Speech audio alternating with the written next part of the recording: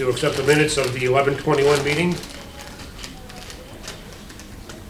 Make a motion to approve the minutes.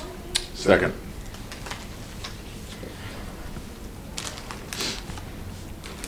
Any comments or corrections? Hearing none, all in favor? Aye. Any opposed? Motion passes 5-0. And next up is HKA to present the, well, whatever you have. The concepts, okay, thank you.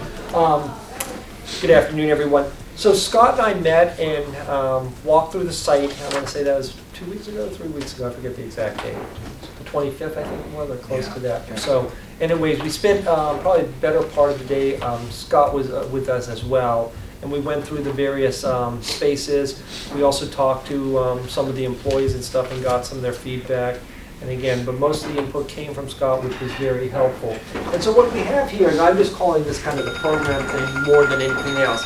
I think I mentioned during our interview and everything that we go and worry less about the square footage and more about the program requirements because of the need to make sure that you're getting what you need as opposed to saying we're just trying to put square footage down. So we basically went through, obviously we have the DPW director, he has 2 administrative assistants that he works with, and then we have the various superintendents, foremen, there's like 4 of them. And I know, Scott, you're going to probably say, but I have in my notes that you sometimes bring in a vendor contractor or something, so that's why we've given them some space. Then we have 6 highway operators and laborers, and some seasonal help occasionally. And basically what we did was, so that was the identify the personnel. Over in this column just tells you whether they can, share a cubicle or have a private office, what they need. Mike, if you can go over one more. And then what we also have, and you'll see this on the full spread, we just want to make sure you can see it. We went through all of the equipment that Scott also has. He provided us with a list. We've kind of summarized it like this. He actually gave us the model numbers and stuff like that. But you have 8 large trucks, some loaders, excavators, trailers, pickups, explorers, and then miscellaneous vehicles. And I kind of itemized the miscellaneous vehicles down here, which is more like the mowers and things like that. So if you take all that and you take the employees, basically you need like 61 parking spaces, right? If you go back over on the other side. And then some of the key spaces we need: vestibule, reception, conference room for 8 people, a plan room so they can lay out the large plans, break room, training room, which is where the guys will muster in the morning or in the afternoon. The locker room to identify based on how many men and women that are anticipated. While there are no women on the staff now, we highly recommend that you put in a women's restroom because you're going to need it anyways, plus it's driven by code. So an administration restroom, so that's so that when the admin are working in the office area, they don't necessarily have to go to the back of the building or wherever to use the restroom. Then we have the vehicle storage, equipment, file storage, secure storage, dead storage, IT closet. And then the big exterior things would be the material bins, the salt storage, and the fuel island. Okay, and then what we're looking at on the fuel island, just to put into context, is we talked with Scott, 4,000 gallons of gas, 4,000 gallons of diesel would be fine. What I'll also do is help keep the cost down on that, and based on the volume of turnover that he has on the fuel and stuff, Scott said that that would work well with him. And Scott, chime in anytime if I've missed something or misspeak. Okay, let's go down to the next thing. So then the next item, and again, I know it's one big department, and I kind of asked Scott if I could call them divisions and stuff, and he was okay with that. What we call the fleet division, so we met the foreman for the garage out there, and he currently has 2 mechanics there. And then what he's looking for is a mechanic's office, parts, tool room, stuff like that. And originally talking about 3 repair bays. We had further discussions on how we can strategize to get it down to 2 repair bays, and then including the wash bay that can become a supplemental repair bay, and you'll see how we've worked that through. And then obviously storage for flammables, fuel room, and everything. The water division, water and sewer, we're not touching at all because they're going to be staying in their existing facility. Go down to the bottom, Mike, the green stuff. Okay. So in total, there's about 18 personnel. And again, understand that some of these are seasonal, some of them are, so that's why the number may seem a little higher than you currently have. We look at the employee parking, potential visitor parking, and then some of the fleet that we believe can be parked outside, like the Broncos and stuff. You're looking for about 25 parking spaces there as well. So that's kind of what we did. Now, Mike, if you go to the next few pages, and you'll see this all in this is what I got for the vehicle inventory that Scott provided, so that's why I'm saying we've pulled all that information and kind of summarized it in that program. All right, so let's go to the next slide, Mike. So the next slide, what you're going to see is the site plan that you provided to us. I don't know if you actually have the topographic survey on this, or is this just the property lines? I know you sent this to me, Jim. Yeah, well, what do you mean by topographics, like? Well, where we can get the Contours. grades and everything right now, because I don't have any idea of, are we sitting at, elevation 100 or 110, and where the slopes are and everything on the site? I don't think we had that. I don't think we have anything like that. Okay, We just have where they drew that's what we have. okay, so this is fine for planning purposes and stuff. I mean, for all practical purposes, we can call it a flat site. It's not perfectly flat. So as long as we're good with working off of that when we're preparing the scan, that's fine. And then should the project move on, we would have to actually get a topographic survey in order to do. Right. So, okay, so at least we're all in agreement with that. So when we're doing our assessment of the site, there's a couple things that we've looked at, and I'm going to call them the constraints. I mean, obviously we have the property lines, which makes sense. You have the wastewater treatment plant that's not being touched, and so that to us is a constraint. That's staying on site. I think I mentioned to you before, we believe that that existing building from the 70s is in fair shape, a little tune-up, some cleanup and stuff. We believe they could do excess storage for equipment, like some of the smaller mowers and stuff. There's already a rotary lift in there that Scott said they'd like to keep that there because they can work on some of the smaller equipment as well as if they need to do some pickup trucks and stuff. And then kind of in this back corner, there's kind of a quasi restroom, janitor's sink, kitchenette. It's kind of a combination everything room that probably should have a little bit of a tune-up as well as some office there. And then there is a mini bridge crane or hoist in the area too. Scott had indicated with his crews and everything that would be an ideal carpentry shop and kind of workshop. So we'll take a look at the doors, tune up the heating system and say, but we're suggesting that this facility stay in place and be modified to support the operations, which I think is valuable space. And there's nothing in there that we saw in the building that says, oh, this is a disaster, tear it down. On the flip side, if I come to this end of the site, we walk through the house. We are highly recommending you just tear the house down. There's nothing useful in it. The structure, the condition, the size, the bays, even to renovate that house will cost you more than just tear it down and rebuild it. That's our recommendation. We will do whatever the committee says. But we just don't see any value or merit in that house because it's not structured to be able to take office loads or anything like that. The width of the house is relatively narrow. I don't think it's any more than like 24 feet wide and stuff. It's in, poor condition, if I could say that. And you have a second floor that you probably don't want to be paying for an elevator and everything. That's fine, but could you just quantify at least some kind of a, one of those kind of a price of what it would cost to fix it up? Sure. Okay. Okay. Nothing hard numbers, we don't want this is this, just that we need substantial verification that it's worthwhile not to reuse it. Well, Jimmy, what are you asking for it to be Use that. guesstimate, right? Is it gonna be like for storage of paper products or parts, or is it gonna be for office? Because it certainly be different, he's coming up with a price. Well, you're probably going to be, just to ballpark it now, and we can give you you're probably $500,000 to $750,000 to renovate that house. Okay.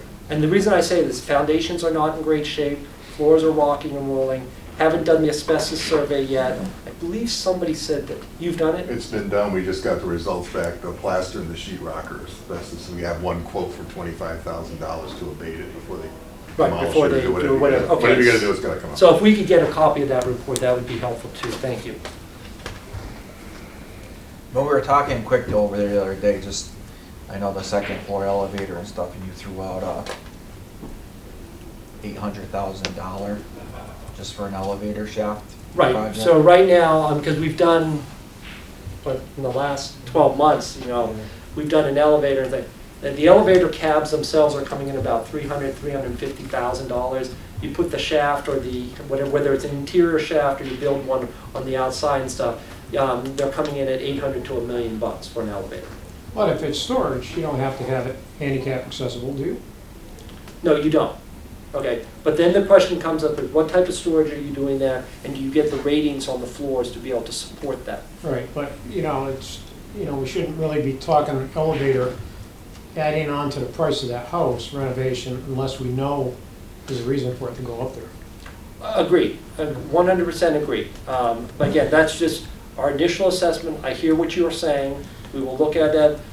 I don't know if it's valuable storage from that perspective, because there's cheaper ways to build storage.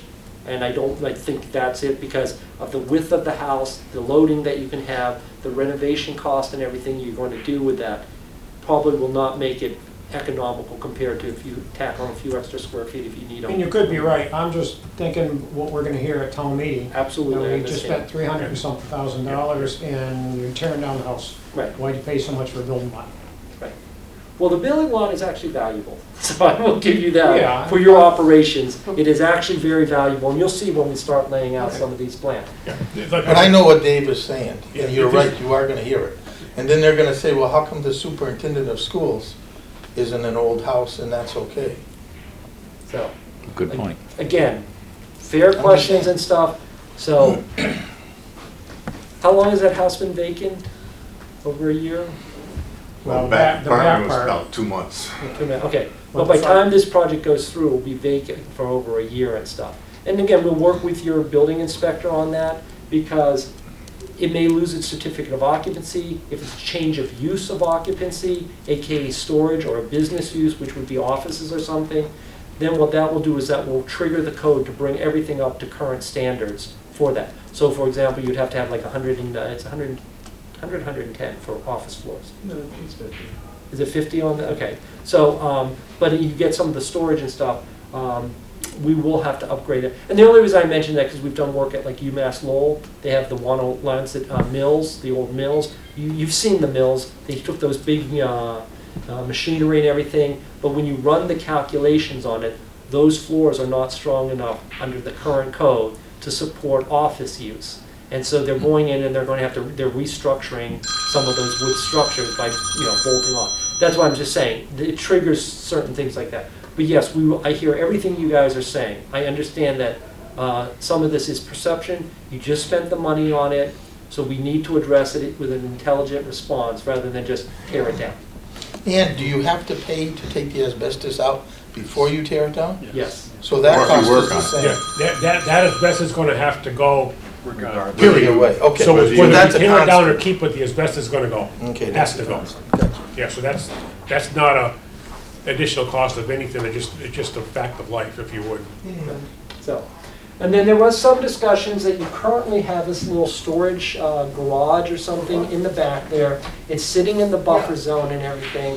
And I know I had the discussion with you, Gary, saying that you guys are thinking of tuning that up a little and using it as, cold storage, only because you're built in a zone that you should not be built in. And if you tear the thing down, you'll never be able to build it back again. That is a decision I'm going to let you guys make on whether you want to keep it or not. I don't, when we show you the plans, I don't know if it's valuable, but again, that's a decision I would say it's completely up to, because that little piece of property, this little structure right here, does not impact the overall planning. So, okay, so we've talked about that.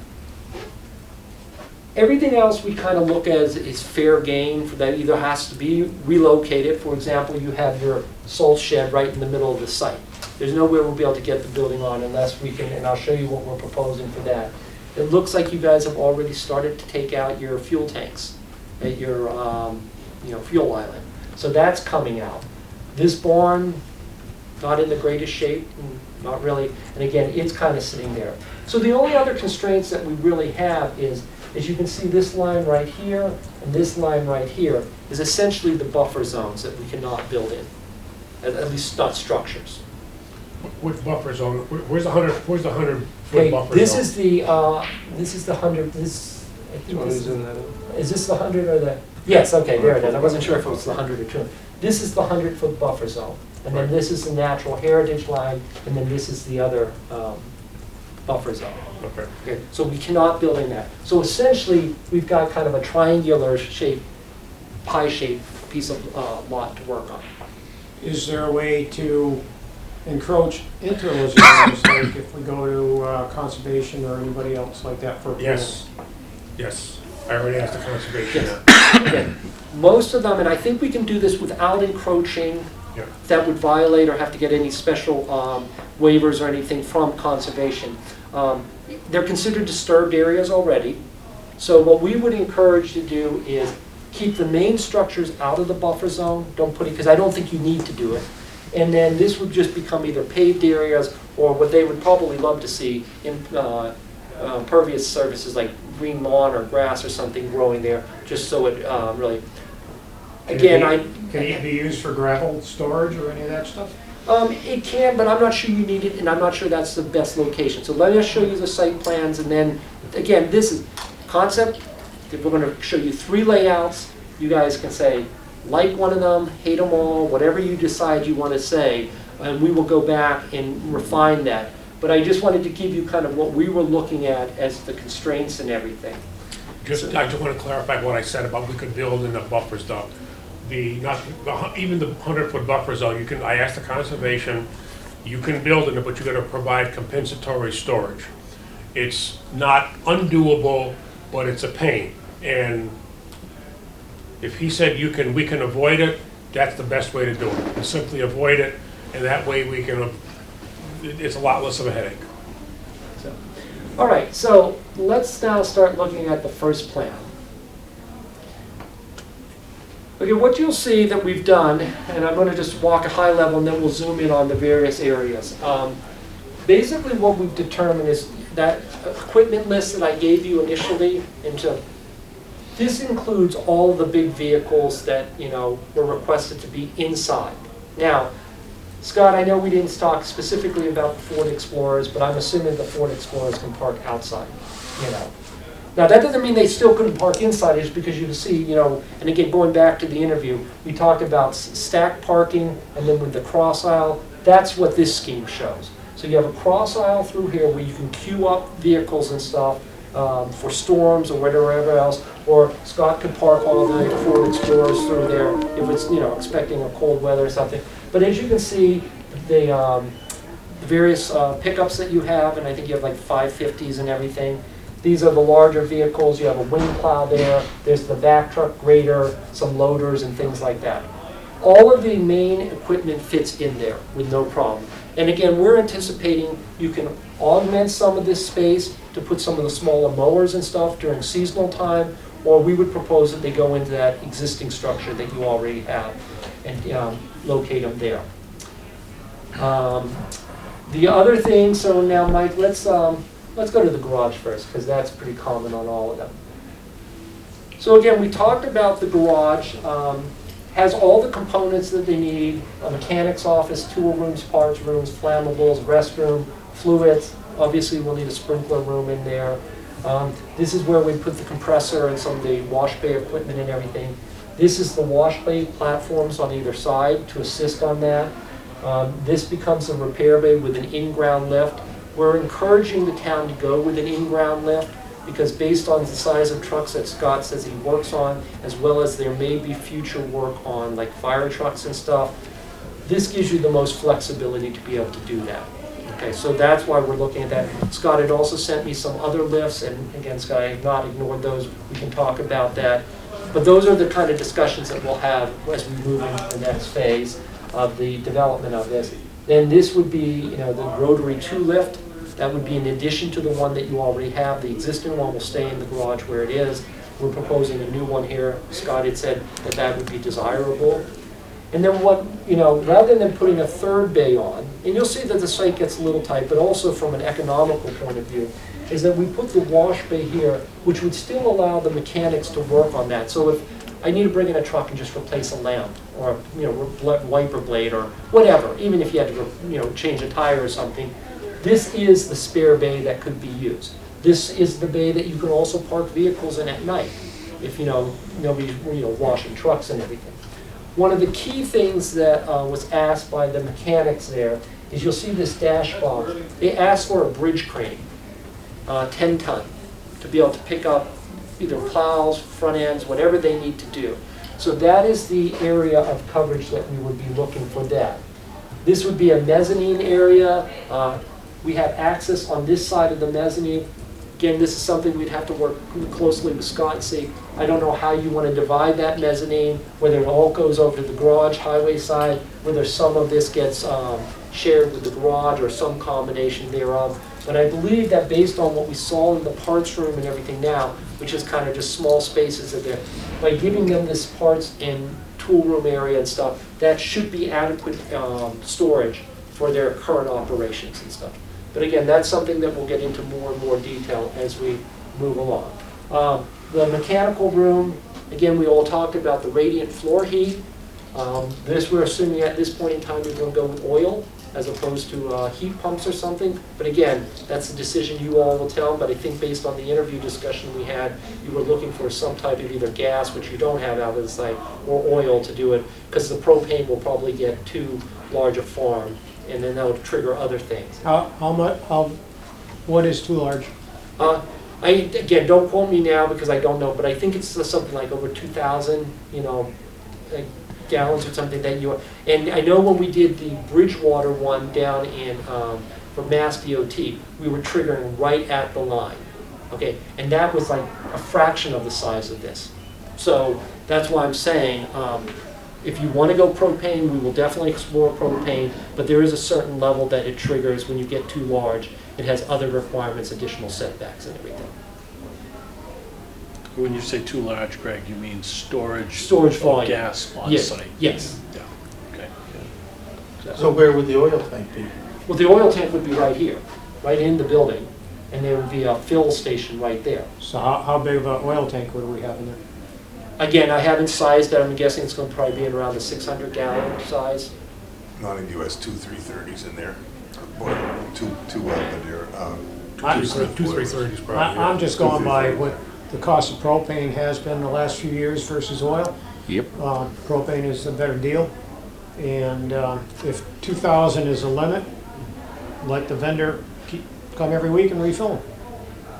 If it's that extreme, I can't believe that it would be. That they'd have to, but the vendor can Sure. deliver more often. Can you bury a propane tank like they do at houses? Yeah, I got You to. can. Yeah. So, What's your thought on that, Gary, as far as HVAC? I know Montague said they burn very little oil, heating oil, with their two boilers for the radiant. I was gonna Well, it's say, at least $1 a gallon. those more boilers oil. only Right. do the radiant though. In Montague? Yeah. Yeah. Yeah. again, whether you go electric, propane, oil, and gas and stuff, the goal is to get the building energy efficient and tight. We believe we can achieve that easily. Standard materials, standard building techniques, a few minor detail changes and stuff, so that we can achieve that. So that Tommy, will the code even let you put oil in anymore? That's what I'm thinking. So I was surprised. I guess that's my question for you. Is the preference propane? I- And if that's it, we'll size the propane, and then I can come back and say, okay, we've sized it. If we have this size tank, in theory, you should be able to run the thing for a month without having to refill or, whatever. I guess that, do you want to give us a direction now, or what do you, I don't think we want to give you that direction. okay. I think we don't want to give you a preference, we want to get the most energy efficient, cost-effective method of heating.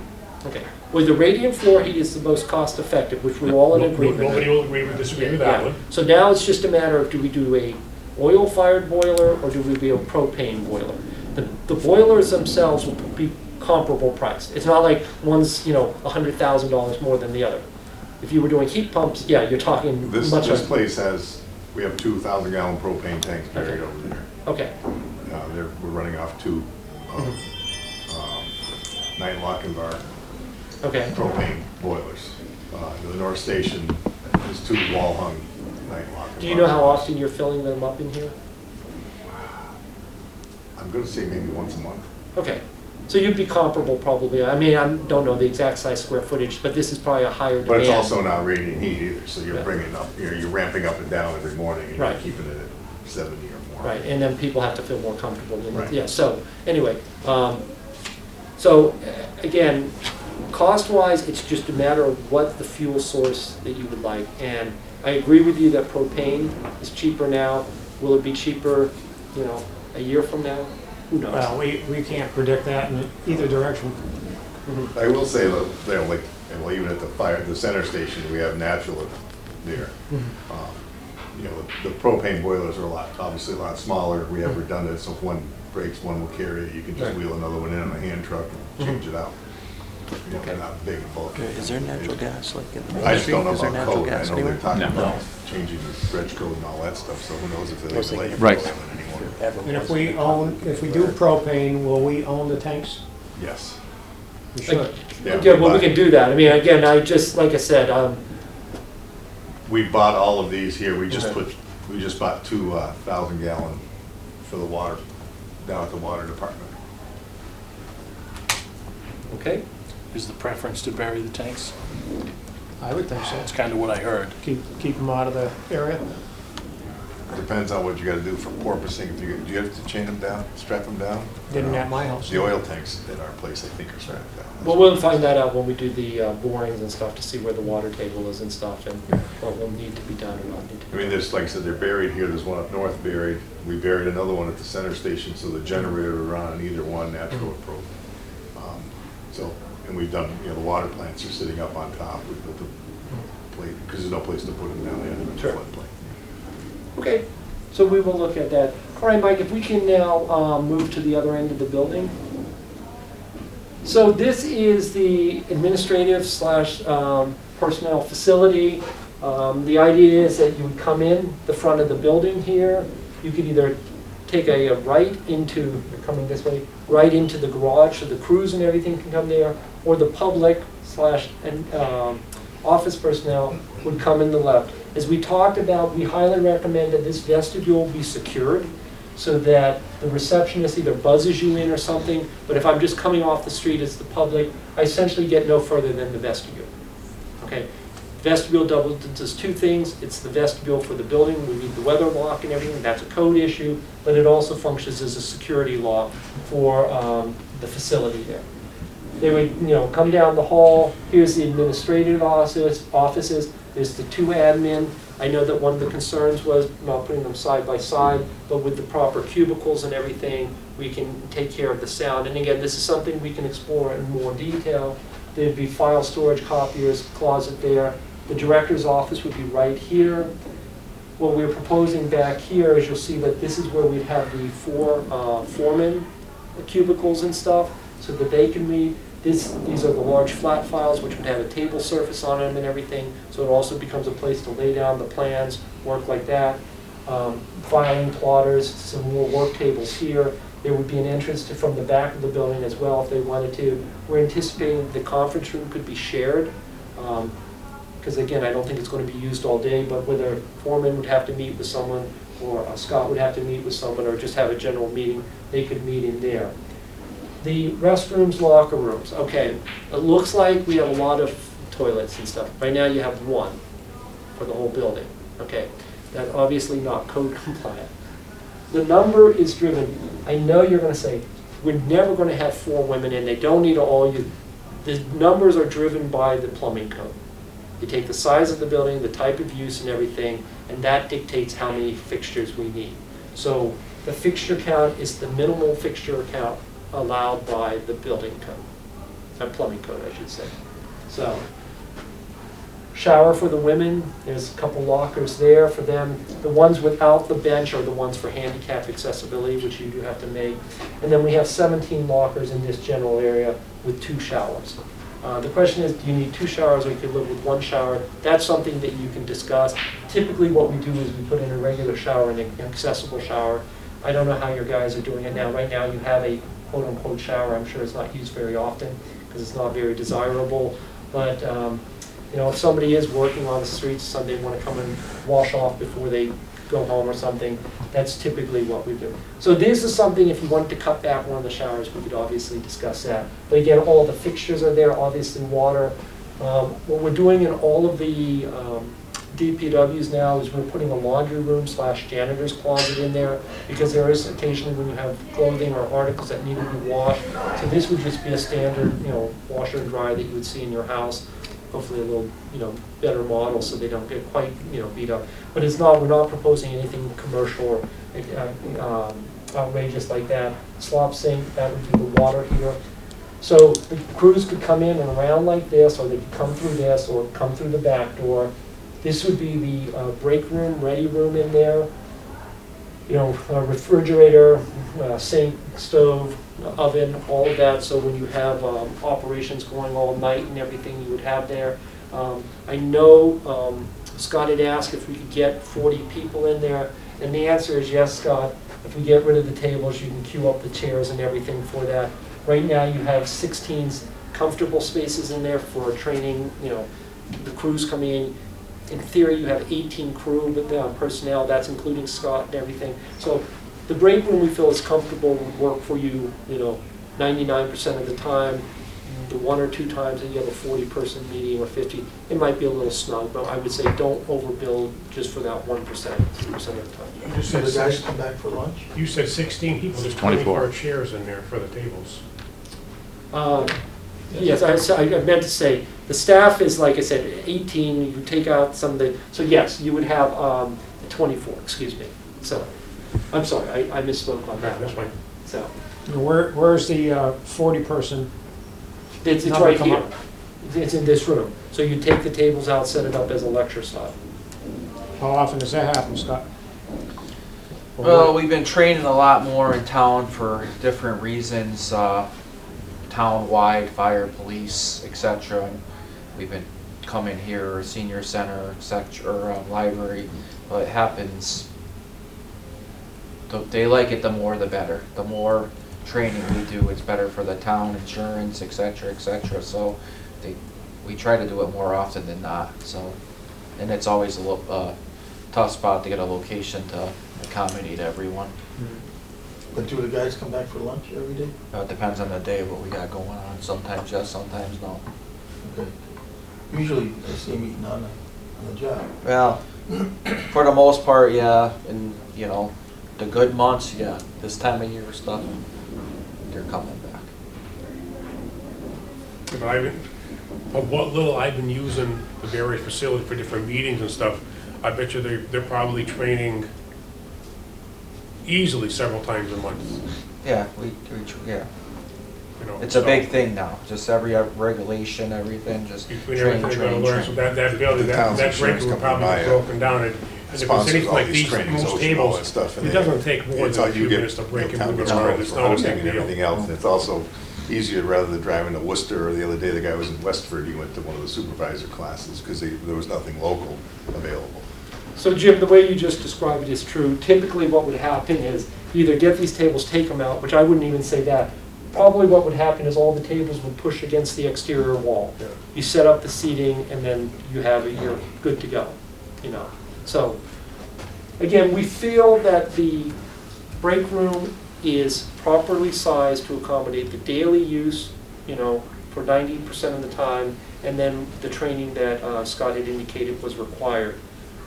And again, the training may vary because if they're doing like the CPR training and stuff, they might have less seating and more kind of hands-on displays. Other times there may be more of a safety meeting or something where you do have that classroom style and you have 40 people looking at a screen or something. So Mike, if you can zoom out on this just to give them a... So anyways, that's the general idea. You have the area for the office.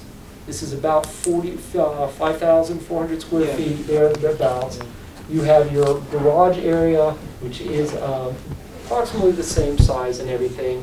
And then you have this area. So this whole building is about 28,458 square feet right now. All right, next slide, Mike. Question on that one before we move on. Yes. How come, just curious, Scott, did you want the bay, at least the wash bay, to be drive-through with many different people going through it? I just noticed that was I guess it depends on the of layout all the areas. building, Yeah. So we can put the drive-through, there's no problem. So one of the things we had initially talked with the mechanic and Scott about is the drive-through for the vehicle repair bays and stuff. That did not seem to be a concern of theirs. Their bigger concern was get me wall space. So as you can see, we got him all this wall space here, and obviously the equipment wall space there. But to introduce another drive-through door, not a problem at all on that, if that's what you elect to do. So anyways, if you can see, it's kind of a quasi-T-shaped structure. So Mike, if you can go to the next slide. So the idea is, this is now the main front entrance. So we can get parking up here, front entrance, you know, landscape it some as well. Because one of the things we are trying to do now is, right now most of the DPWs sit in a sea of asphalt. And I know that's what DPWs do, put down asphalt, but we're thinking that the facilities can actually look nicer with just a little bit of landscaping and stuff, and minimal, Scott, because I know you guys don't like to mow or cut or rake. So we pick trees and stuff that have minimal or no leaf litter or something like that. But what we would anticipate is that there would be an island along the road, probably about 8 to 10 feet wide, preferably a row of trees planted in there and everything. You know, parking in this general area, come into the main entrance. Most of the people would park here. We are proposing a little parking back here, but we'll get into that in a minute. This is basically where all the trucks pull through. And then they would swing around. So this is that cross aisle that we talked about. Trucks would come out the back, and then this wash bay is right down here, so that if we needed to pull that out. And as you can see, we're well inside the buffer zone, so we're not even touching the buffer zone. We're well outside the buffer zone. And so, you know, you basically circulate around the building and stuff. We'll talk about the private vehicles a little more in detail once we get into it, because typically what we would recommend on that is that we dead end the parking. So if you kind of look at my paper as parking, you'd pull in here, but you wouldn't be able to drive through, so they don't mix with the fleet vehicles. And so everybody would come in here, park in there, either go in, you know, whether you're an employee or a visitor, and then the fleet vehicles stay segregated from the other operation. This building would stay. One of the things we've talked about up here, and you'll see this on all the schemes, is we're proposing putting the fuel aisle in there, okay, for multiple reasons. First of all, we're getting it as far away from the buffer zones and everything. ComCon loves that. If we could put it in another state, they would love that, to keep it out of the buffer zone. But it also seems to make sense to us. We were looking at this area, it looks kind of like a lay-down storage and stuff, and we're hoping that there's some flexibility if we can kind of clean that fenced area up and stuff to get a little more space between here. But what we were thinking is a couple things. Road comes in here, you fuel, you drive around, and you're out.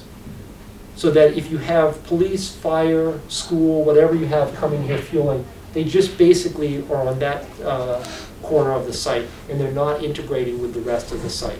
That also is helpful, you know, if you have off hours or something like that.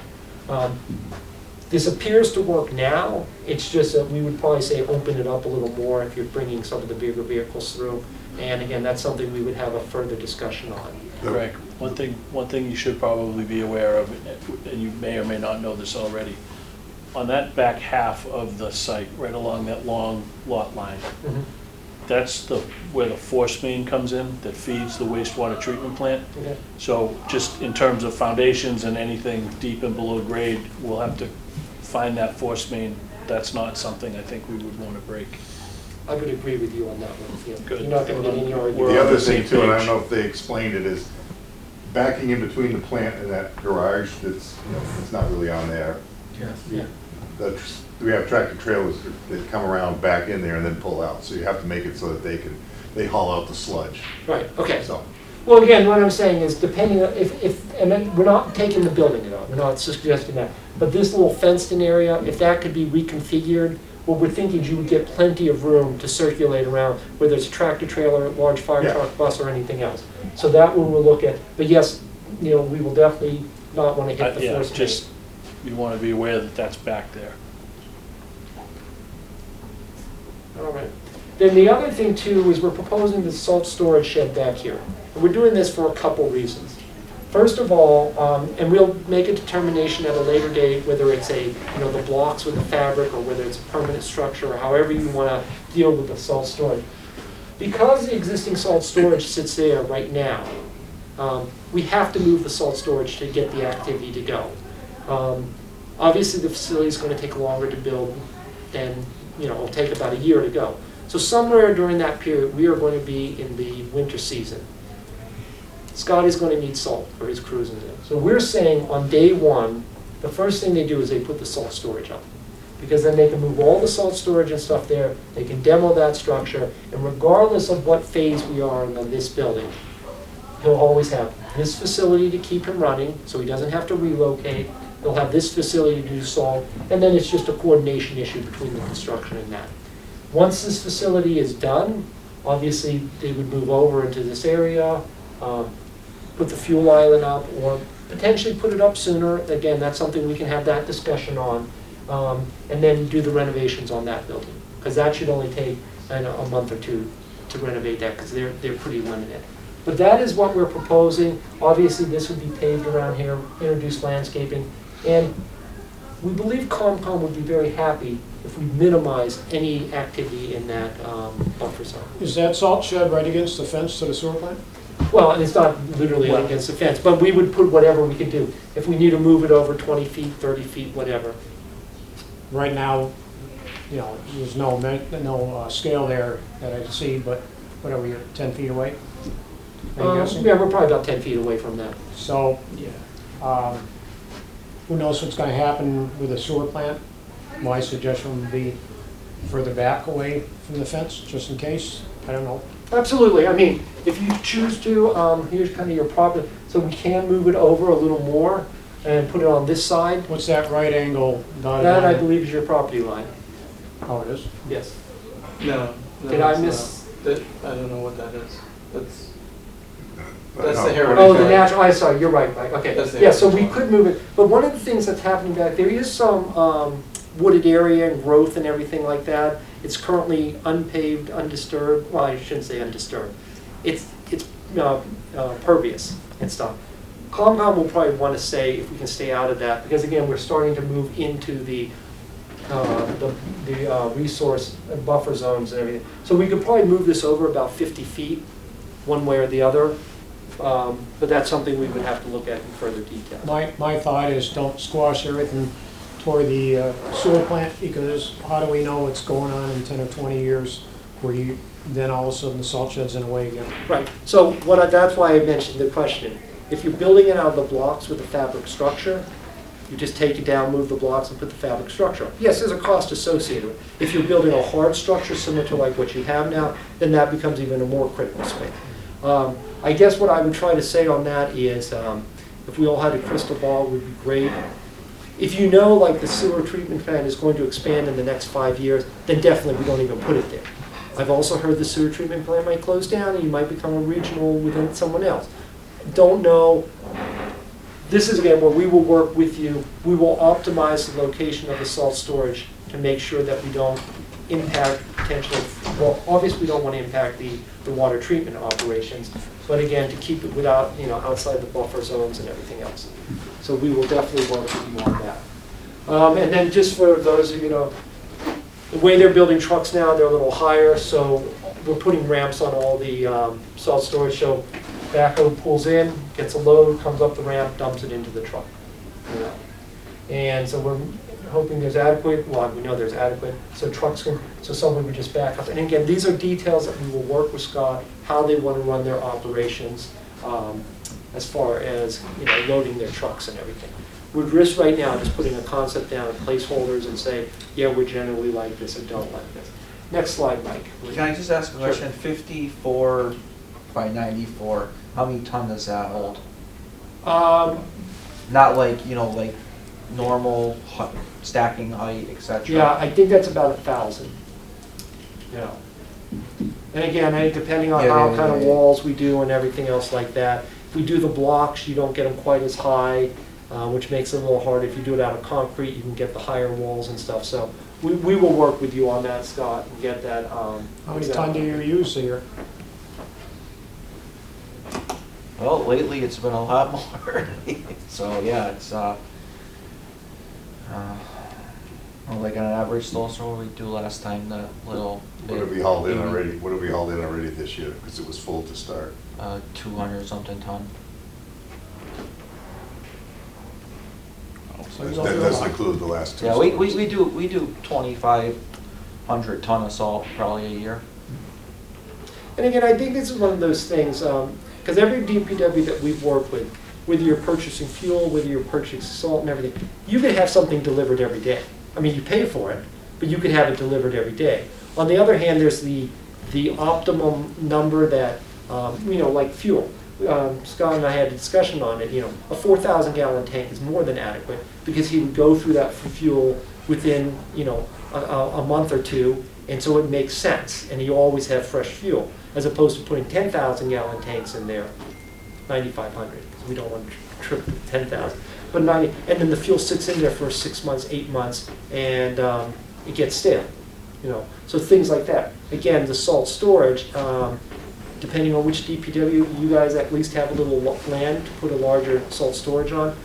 If they're running through salt like Scott's saying in a bad storm, obviously you don't want deliveries in the middle of the storm, but in this case, if you can, maybe he gets delivered once a month as opposed to once every 3 months. And that's something that we will work with you guys to figure out what the optimum is on that as well.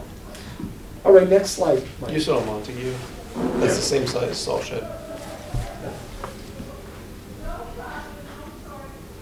All right, so this is scheme number 2. This is kind of what we call the L shape. So the big difference on this is you've got the vehicle storage there. This is all just strictly stack and drive through. Okay. You have the repair bay, which is identical to the other repair bay, and again, we can pull that out. And then this is the office area, which is essentially the same size. So you come into the entrance, you go either in that entrance or employees would come through here. This is kind of a transition aisle, if I can say that. This is where the platform lockers and everything would be for the crews. They can come in, go to the break room, or go to wherever they need to go, and work that, or they could come in the garage. And then you would have like your hand wash, ice machines and everything in this little corridor, and then that's into the storage area. This one, if you wanted to drive through, this is a little more challenging, because this wash bay is at the front entrance. So you'd have to go across, people walking in. So this scheme, I would recommend not putting the drive-through wash bay here, but again, that's something we can review. One of the things that we've also talked about, Mike and I forgot to show you on the other scheme, but I can go back if we need to. If you see this little hatched area, one of the things that we could potentially do, and again, this is a decision that the town would need to decide on, is this could become canopied exterior storage. Okay, so when we're talking about some of these pickups and stuff, could they be stored outside under a canopy, potentially a block heater if you need it or not? I'm not saying the big equipment, but I'm saying at least some of the more standard vehicles and stuff, because you will save some money on it that way. First choice, if you were to ask me, I'd say build it all enclosed. It's, you're only going to build once, and you're not going to be building this for another 50 years. So if you have the resources and the finances and everything, I'd say build it all enclosed. But what we're saying is that to help scale back some of the cost, potentially you could put the wall here and this becomes exterior canopy and stuff to do that. Again, this is basically 3D. One of the other things that I didn't mention on this, the other scheme, but I will show you here. Mike, if you can zoom in on that again. Basically, one of the things that I had asked Scott about is how does he want to manage his plows. Now, there's some of the DPWs stack them outside, there's challenges with that, and, but it saves on space. In the optimum world, Scott said he would like the plows to be inside, where a truck could just pull up, put on the plow, pull out. Pull in, drop the plow off, and, go do their thing. That's the way he likes to operate, so what we wanted to do is, and all the schemes are sensitive to the stack, that Scott could drop all of his plows right here and run them as he would like to do. Now, maybe during the summer, he stacks them all on one side just because, he doesn't need them there. The other thing too, and then going through this tandem parking even, is, as you can see, we wanted to show the trailers, which Scott said needed to be inside because sometimes they have bobcats or something ready to go. He doesn't want to be chipping off ice, trying to get onto a trailer on a, cold day or something like that. Is you can pull the pickup in or whatever truck you're towing with that trailer in place right there. So that's kind of the idea about that layout. Again, mezzanine and everything, similar to all the other plan. So Mike, if you could pull that, and then if we go to the site plan, okay, so again, fuel island up there, we'll check the force main, salt storage, we'll get that location. This now becomes kind of the employee parking and everything, so that all those operations are kind of up there. And then this becomes the vehicle repair bay, storage bays that again you move through. You'll see we're getting a little closer because the building gets a little longer and everything with this. So all your doors are toward the northeast on that one? They go out this way or they come out the back. So you'd drive through. So toward the road? It's Oh, east drive through on both east-west, sides, right? yeah. Okay. This is essentially north, so it would be an east-west orientation on Yeah. that. And then this would be the service bays up here in those three areas right now. And again, as you can see, we're trying to keep the private vehicles away from the fleet vehicles. And just because we think it works better for a site and everything. This one, this shed may not be able to exist. Because probably, unless you want to just always drive around one way, we would typically recommend that you be able to drive all the way around the building. In this case, as you can see, it'd be very close if you tried to keep that little storage shed there. So, next scheme, Mike. And again, this is another variation on the T building. So if you saw that last one, there was bar here. Now the repair bay aligns with the admin office. And again, you have this storage similar to what you saw on the other one. Next, Mike. And this is how the T operations would work here. Public comes in, here's your vehicle repair garage is going that way. And again, all the east to west activity for that salt storage and then the. What was the square footage of the T? So if we go back. This one and the previous one are 30,000 square feet, and then the other one's about 28.5.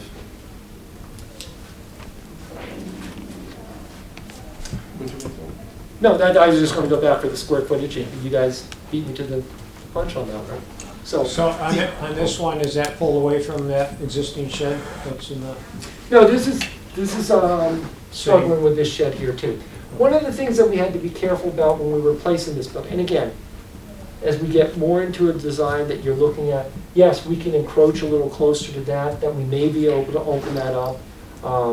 But the idea was, because when you start laying out parking for about 30 cars, and you saw that number 25, call it 25 to 30 vehicles, this is where all that parking is happening up here. And what we wanted to do is always keep this aisle open, okay, so you can get the salt to come around here and then go out of the site.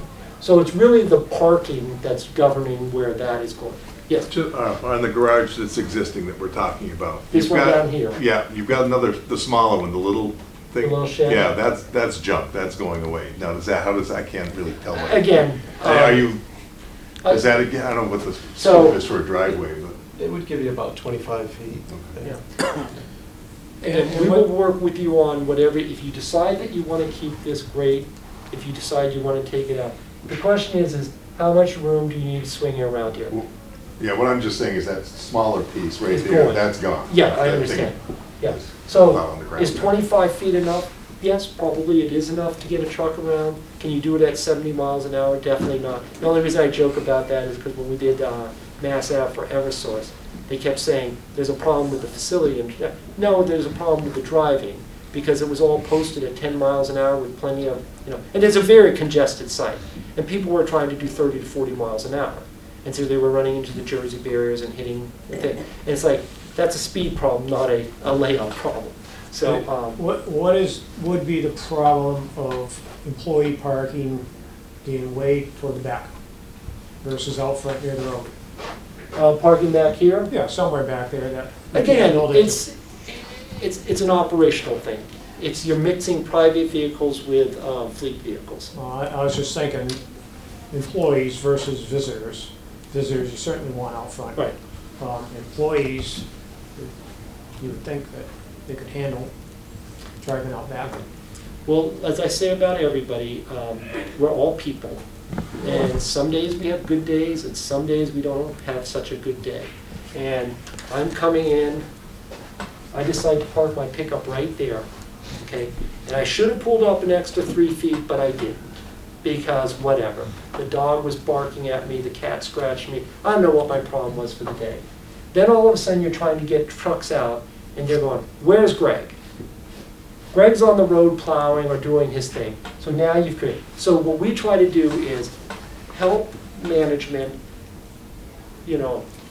guide people in the proper direction.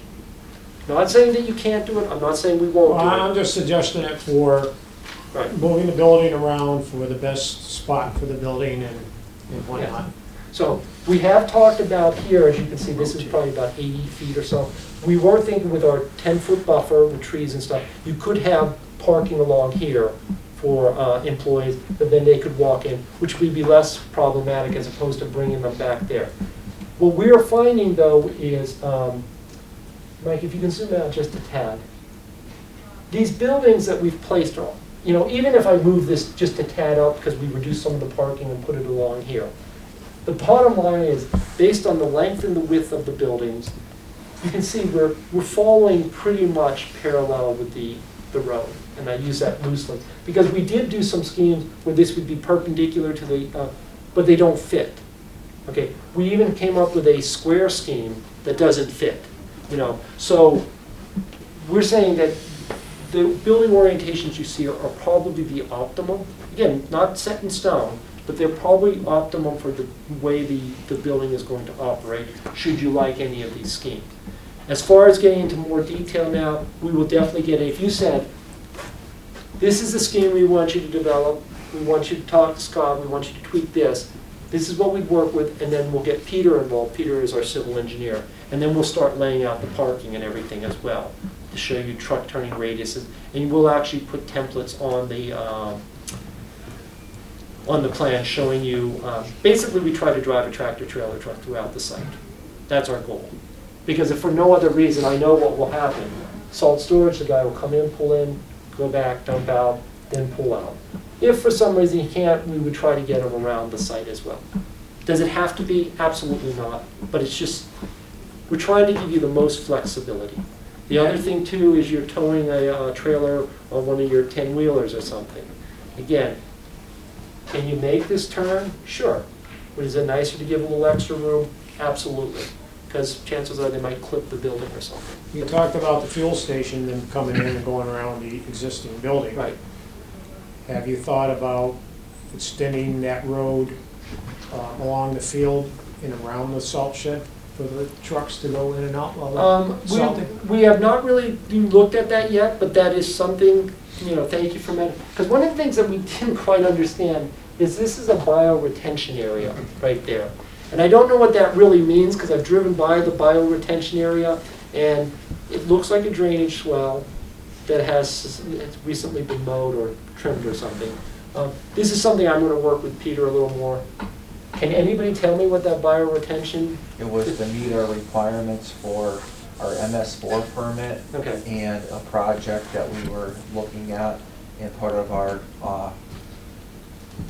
scope of work was a bioretention area, and this location was in the scope to kill two birds with one stone. That's Okay. why it was put there. Yeah.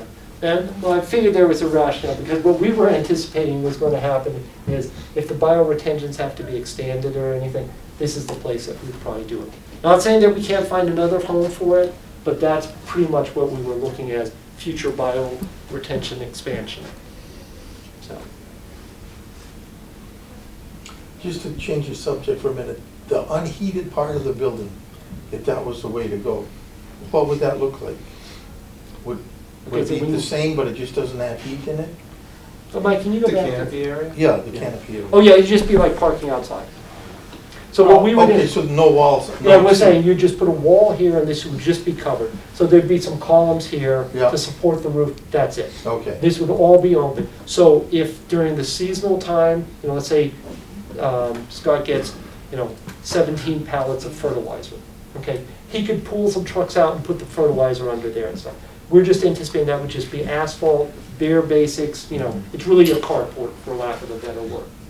My opinion on that is it's just a place for dirt, animals, pigeons, and everything else to start hanging around Leaves. above the trucks and leaves and garbage.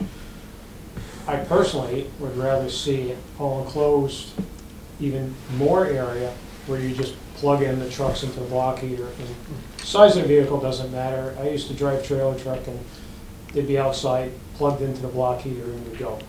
So that's all doable, and it'd be out of the ice and snow. And insulated shell, not as cheap as a carport, but cheaper than a heated building. And I agree with you 100%, that's why we're saying, budget permitting, I would enclose as much space as you can.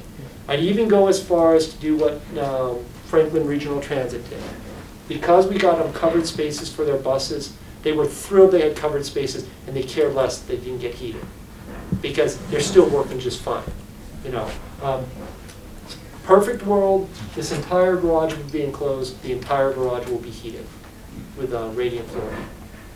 I mean, even if obviously I wouldn't even put, even if it was a carport, I wouldn't put blacktop out there because everything settles and sinks in. And we can do concrete, You know, that's fine. And the other thing too is, like he said, if it was, even if you didn't heat it, if you allowed for the, if you put the radiant tubing in there and you decided later you could heat it, that's an option.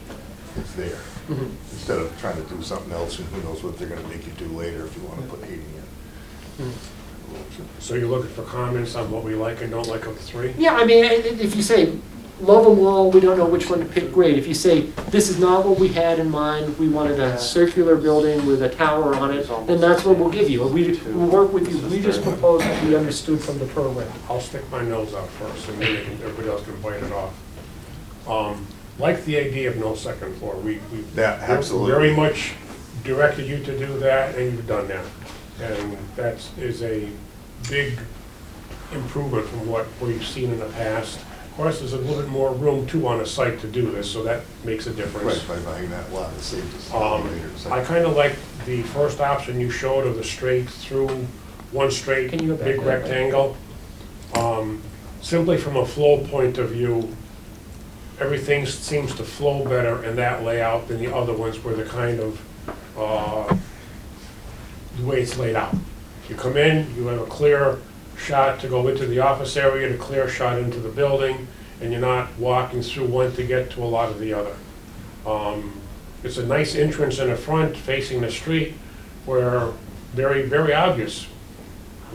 Right brings you to the shop area, and left brings you into the office area. And it's just a nice, very good layout, especially with, you know, I think they all have the same basic layouts of things, but it's just that this one seems to me to flow nicely. And as far as heated or unheated, well, that's going to come down to when you do when you crunch the numbers, any of these three you can obviously make enclosed and unheated and just plug in. So that would work no matter which one we looked at. So, Jim, and again, when we did the interview, I would agree with you that what this provides you is the absolute most flexibility. Right. Okay, because, again, storm's coming, we know it's gonna get, you can queue up all your vehicles inside. I mean, sure, they'll have to leave in sequence, but the point being is they're not sitting outside, nobody's scraping them or anything else like that. This becomes the aisle for seasonal things during the summer. So some of the pickup trucks park outside and they put the lawnmowers and everything. You can pull trailers through. So absolutely, I would agree that this is most flexible. And it happens to be the smallest of the three. I like that a lot too. Yeah. That's 2,000. Because we saved about It's very 2,000. simple to There's a mine. lot less money in this than the other three, the other two. You know, I mean, Yeah. more or less. Does that give Scott's option of dropping the plows behind the trucks? Yes, so the difference is if you can just flip this truck over, Scott can line this, and you can basically put plows as a guardrail. So there's a center aisle, you've got plows along there, plows along there. So yes, you could do that as well. But then the payloaders are blocked in. Well, again, Well, for one side, yeah. Yeah, no matter how you do it, you gotta put everything fits in there, and you gotta use some sense as far as what you take out to put in. So yeah, I mean, the chances of putting everything in there at once, except in a winter cold weather, there'll be plenty that are gonna, just like, it's gonna continue to be left outside, I would assume, no matter which layout you use. well, so, but even on this, okay, this is, what do we make it, 30 feet, Mike? 35? Yeah, 30, okay. Pickup trucks and everything can turn fairly easy. They can pull straight out and go out one way or the other. The other thing too is if you flip this truck, Scott can line the plows up here, okay? So this loader or the grader or something, so it's a little more, it's like a 3-point. He kind of backs out carefully and pulls out like that. But he can line all his plows up here as well. So he's not necessarily locking anybody in there. You know, So the option is there.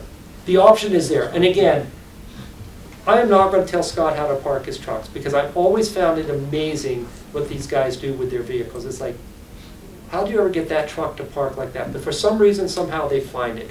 What we just want to give them is a space that's flexible enough. Because one of the other things too we always struggle with, and we work hard to get it, is right now we haven't put any structure in here. As you can imagine, the structure goes like here.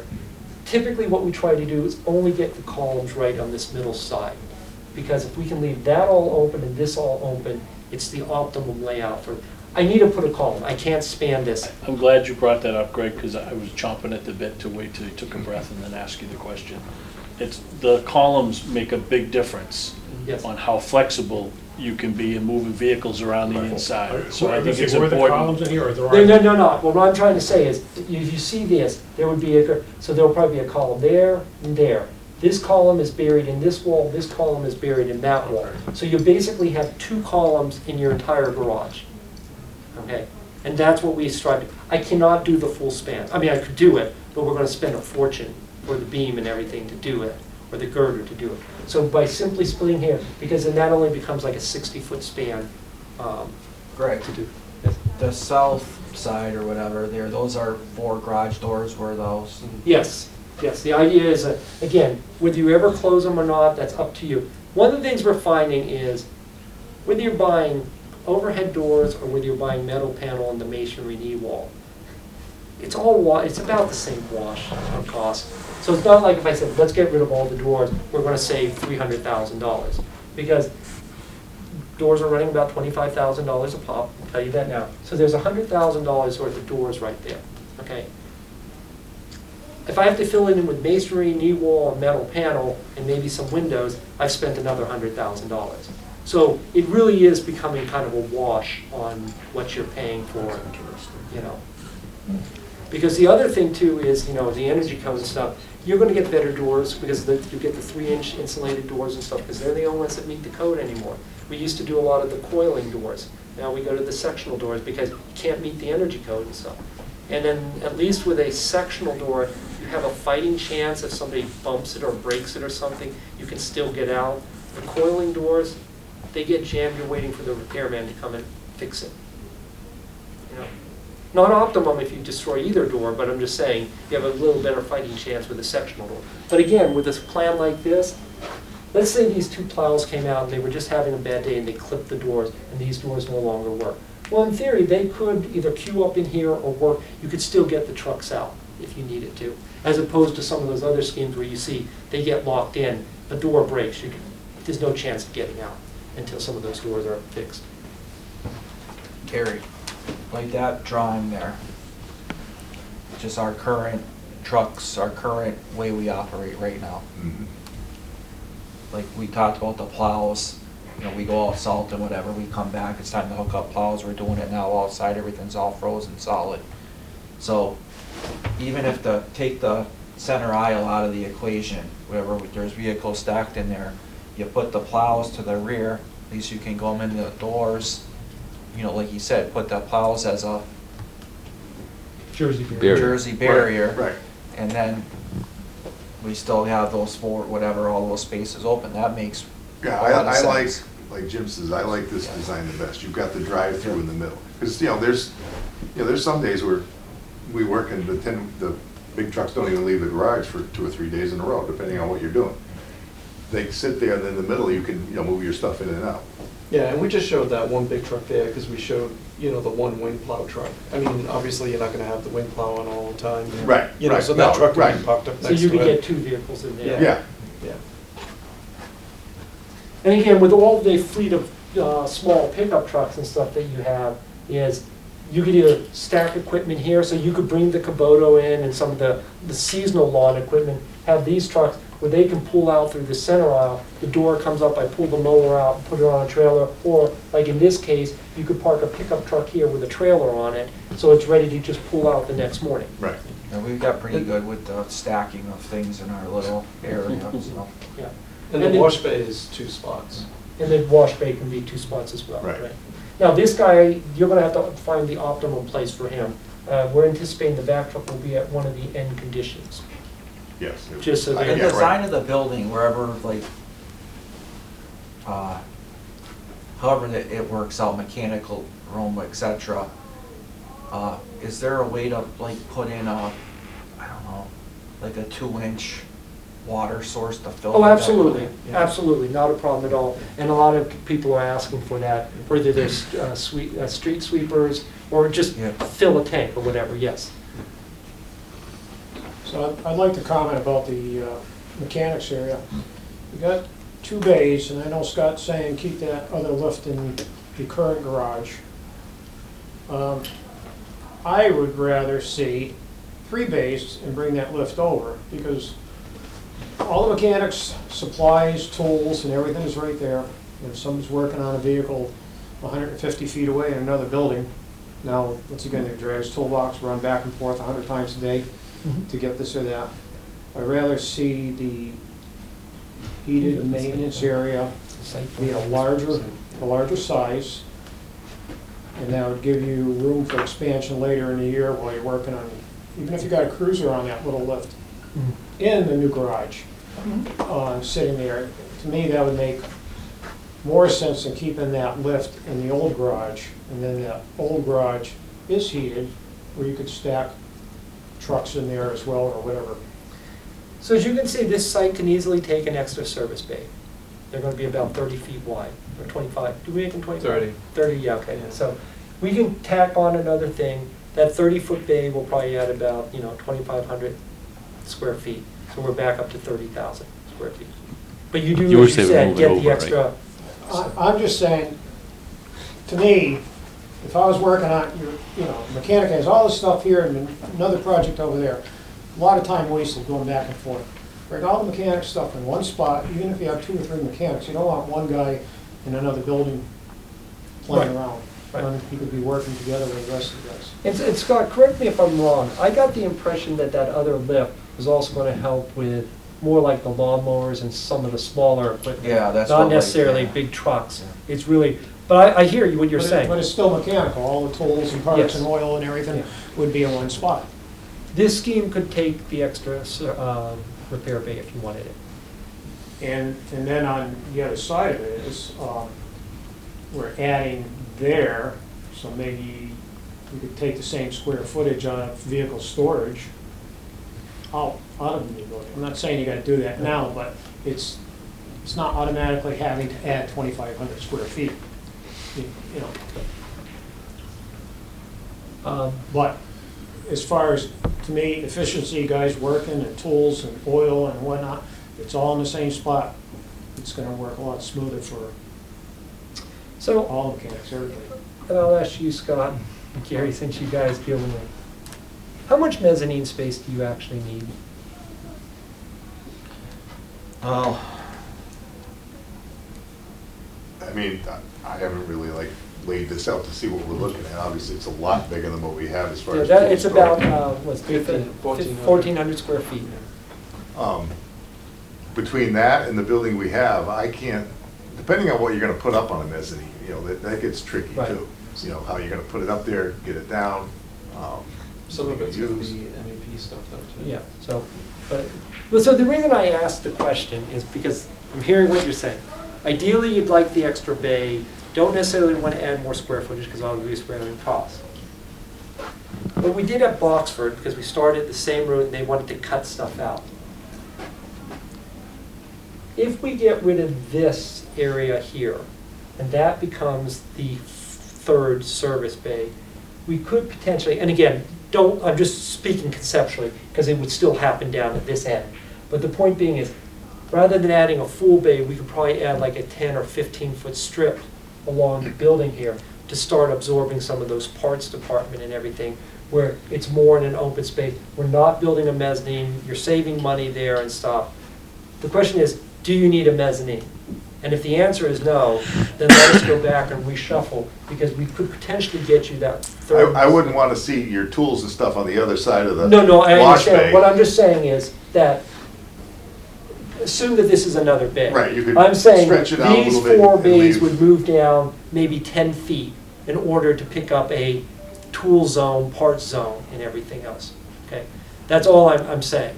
So the question is most garages tell me they want a mezzanine. Now, what I've seen them store up there varies. Christmas decorations, signs, cones, extra fuel, or what? Not extra fuel, but extra parts, tires, things like that. Yeah, but we've also used that space, Greg, in the past for compressors Yes. and mechanical equipment, to get it, get it in and out of the weather and Right.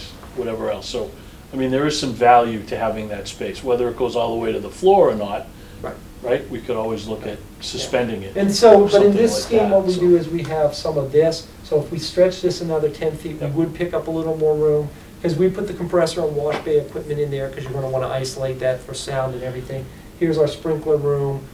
So what I'm just trying to say is, we could potentially get everything you still want with the third repair bay, if you decide you don't want a mezzanine. So you're gonna put that 10 feet between the wash bay and the mechanical?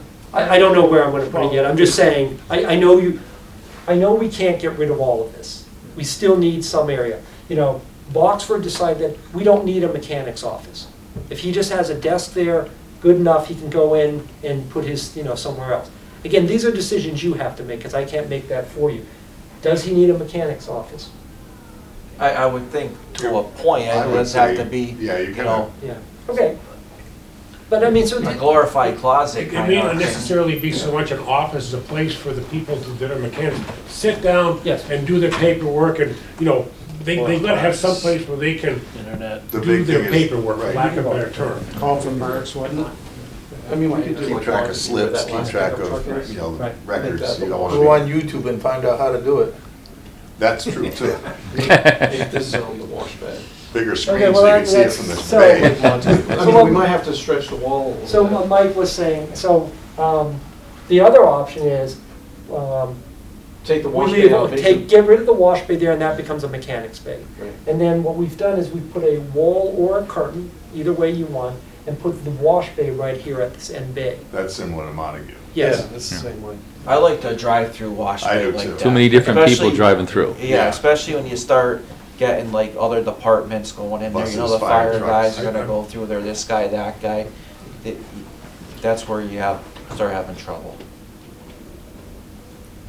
From a logistics point of view, does everybody like this layout, or do everybody prefer other layouts? 100% right away, I like this one. Yeah, This seems fine. yeah, I like that. I mean, I'm not saying it perfect by any stretch, but I mean, it's better than the T or the L layout. Yep. Okay. We're settled on that. I That's say, good. I say we One work off this decision done. design. Just play with this one, Okay. okay? So let me ask you this question. Obviously, budget is a concern, as Yes. with every project. Right now, what you have contracted for a budget is very reasonable for what we're proposing building, even potentially adding that, fourth bay. Because right now, my contract says 24 million. Now, that's for construction costs, and you add soft costs, the number starts climbing. I'm going to bet you, if you're like most of the other towns, if I brought this in on the teens as opposed to the 20s, you would be much happier if you could still get everything in the teens rather than the 20s. I will be honest with you. From a building point of view and from the town point of view, 24 million will never pass town Right. meeting. It just won't. Fair enough. We I agree. absolutely have to get it into the team. That's not a nicety, that's a given, in my opinion. Okay.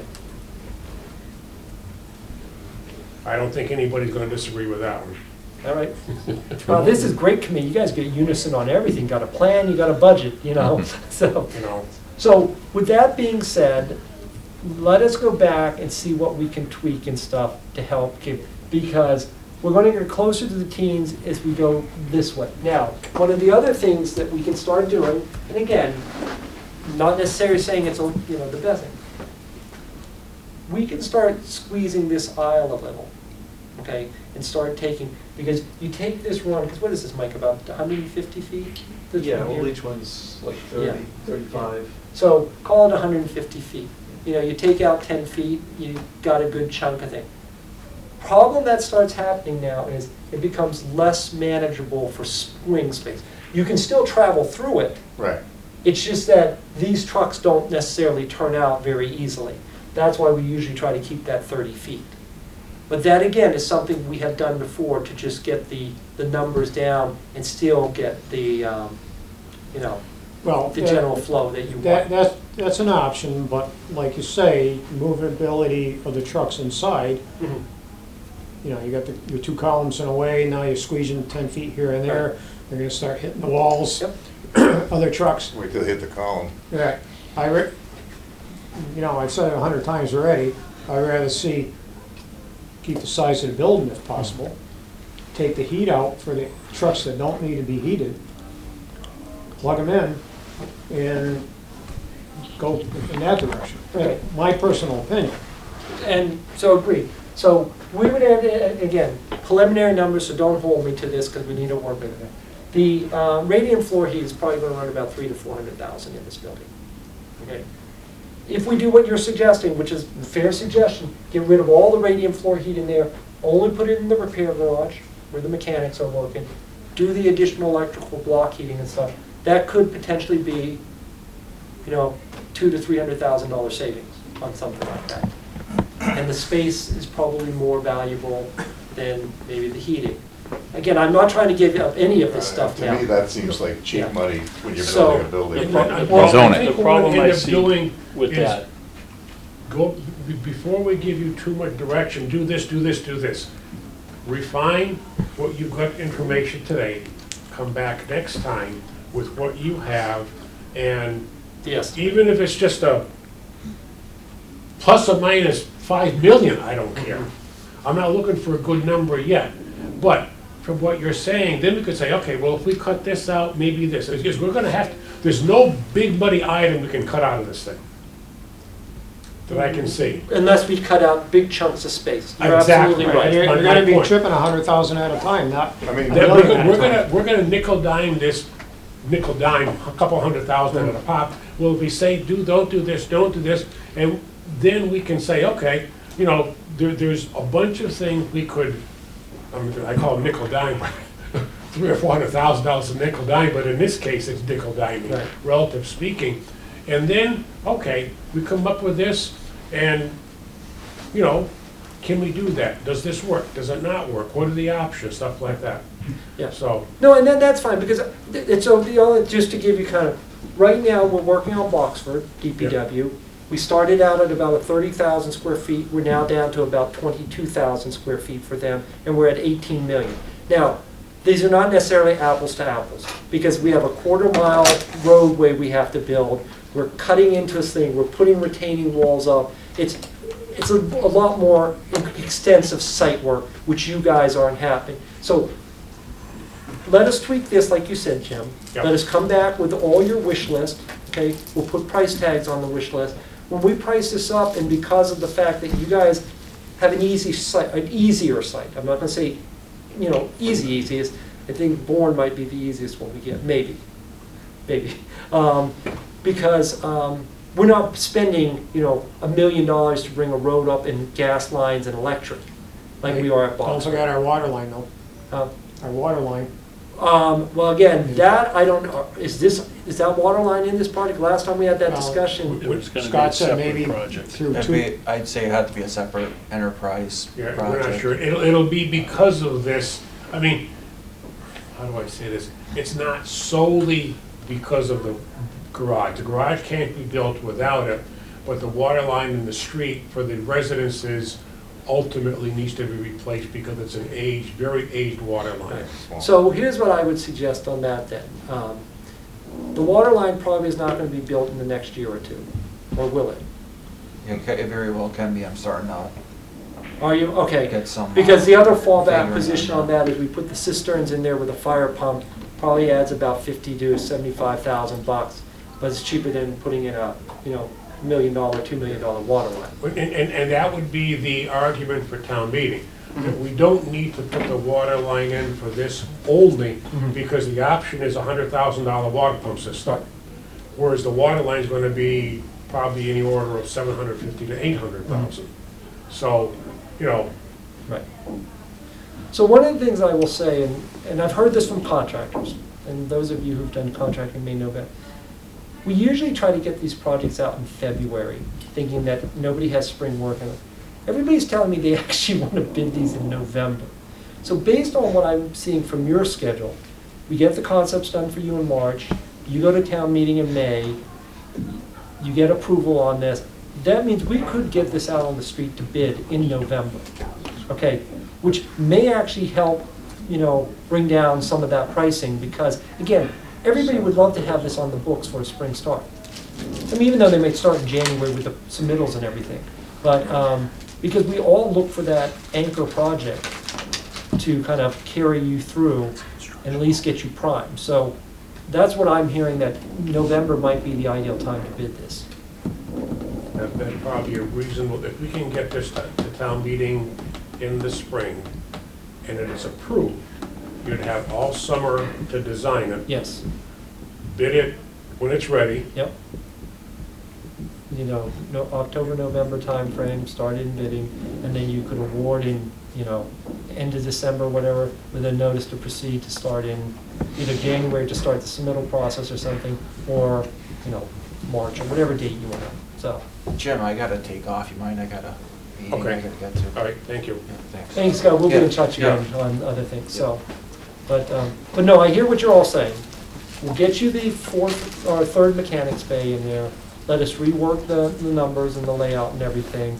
Get the site plan going a little further along now so that we can actually understand what's happening with that.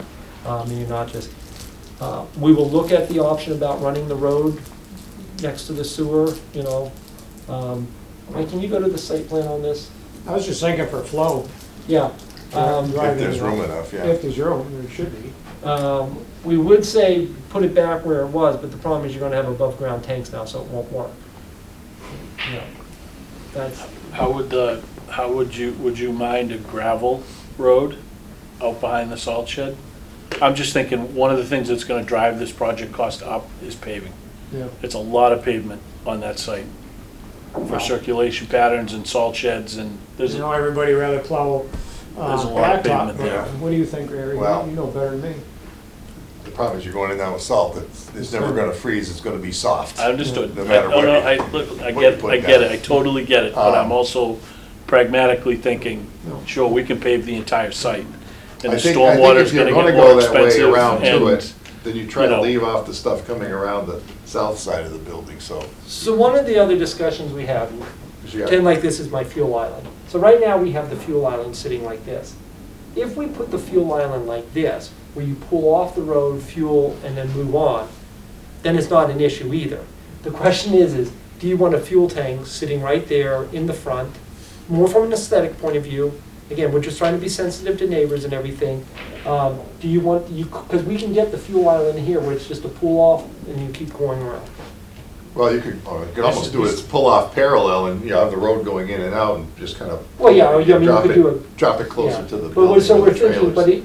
but the depth of the tanks and everything, we're going to need, you know, to come in, we can't just put it here against this No, building. there's not. So we'll have to sit here. So if you're okay with that, then that eliminates having to even mess with some. This is the end of the street. Mhm. This road can never go beyond where Actually, it is it used to today. go beyond, but. It used to go all the doesn't way anymore. along the Connecticut River and come out, I don't know if you're familiar with Hadley, Yeah. but there's, That road Route used to go up. 47 comes around, comes out about, well, probably Came close out near to, Mitchell's almost a Marina. mile, Right, Yeah. that almost a Mitchell's Marina. mile south, it makes a big bend. This road used to join that road, but in the 36 and 38 flood, it all got washed out and this became a dead-end street. Okay, so, because that's the other option, is we stick it there, and then what would happen is, I mean, obviously, cruisers, you come in, fuel up, you guys would just go straight to where you need to go. Cruiser would come in, probably turn around like that. Fire truck might have to pull up, do a 3-point, but that's their problem, the buses would have to do that as well, you know. Other than that, though, but that is the other option, may miss the force main, and, I'm I'm gonna throw something out there. Sure. Run a site concept Mhm. where the fuel farm isn't in the neighbor's front window. Yes, well, that would be our. I'm just throwing it out there. Mhm. Let's have something else in the quill, just in What case. was that again? So it's not in the neighbor's window.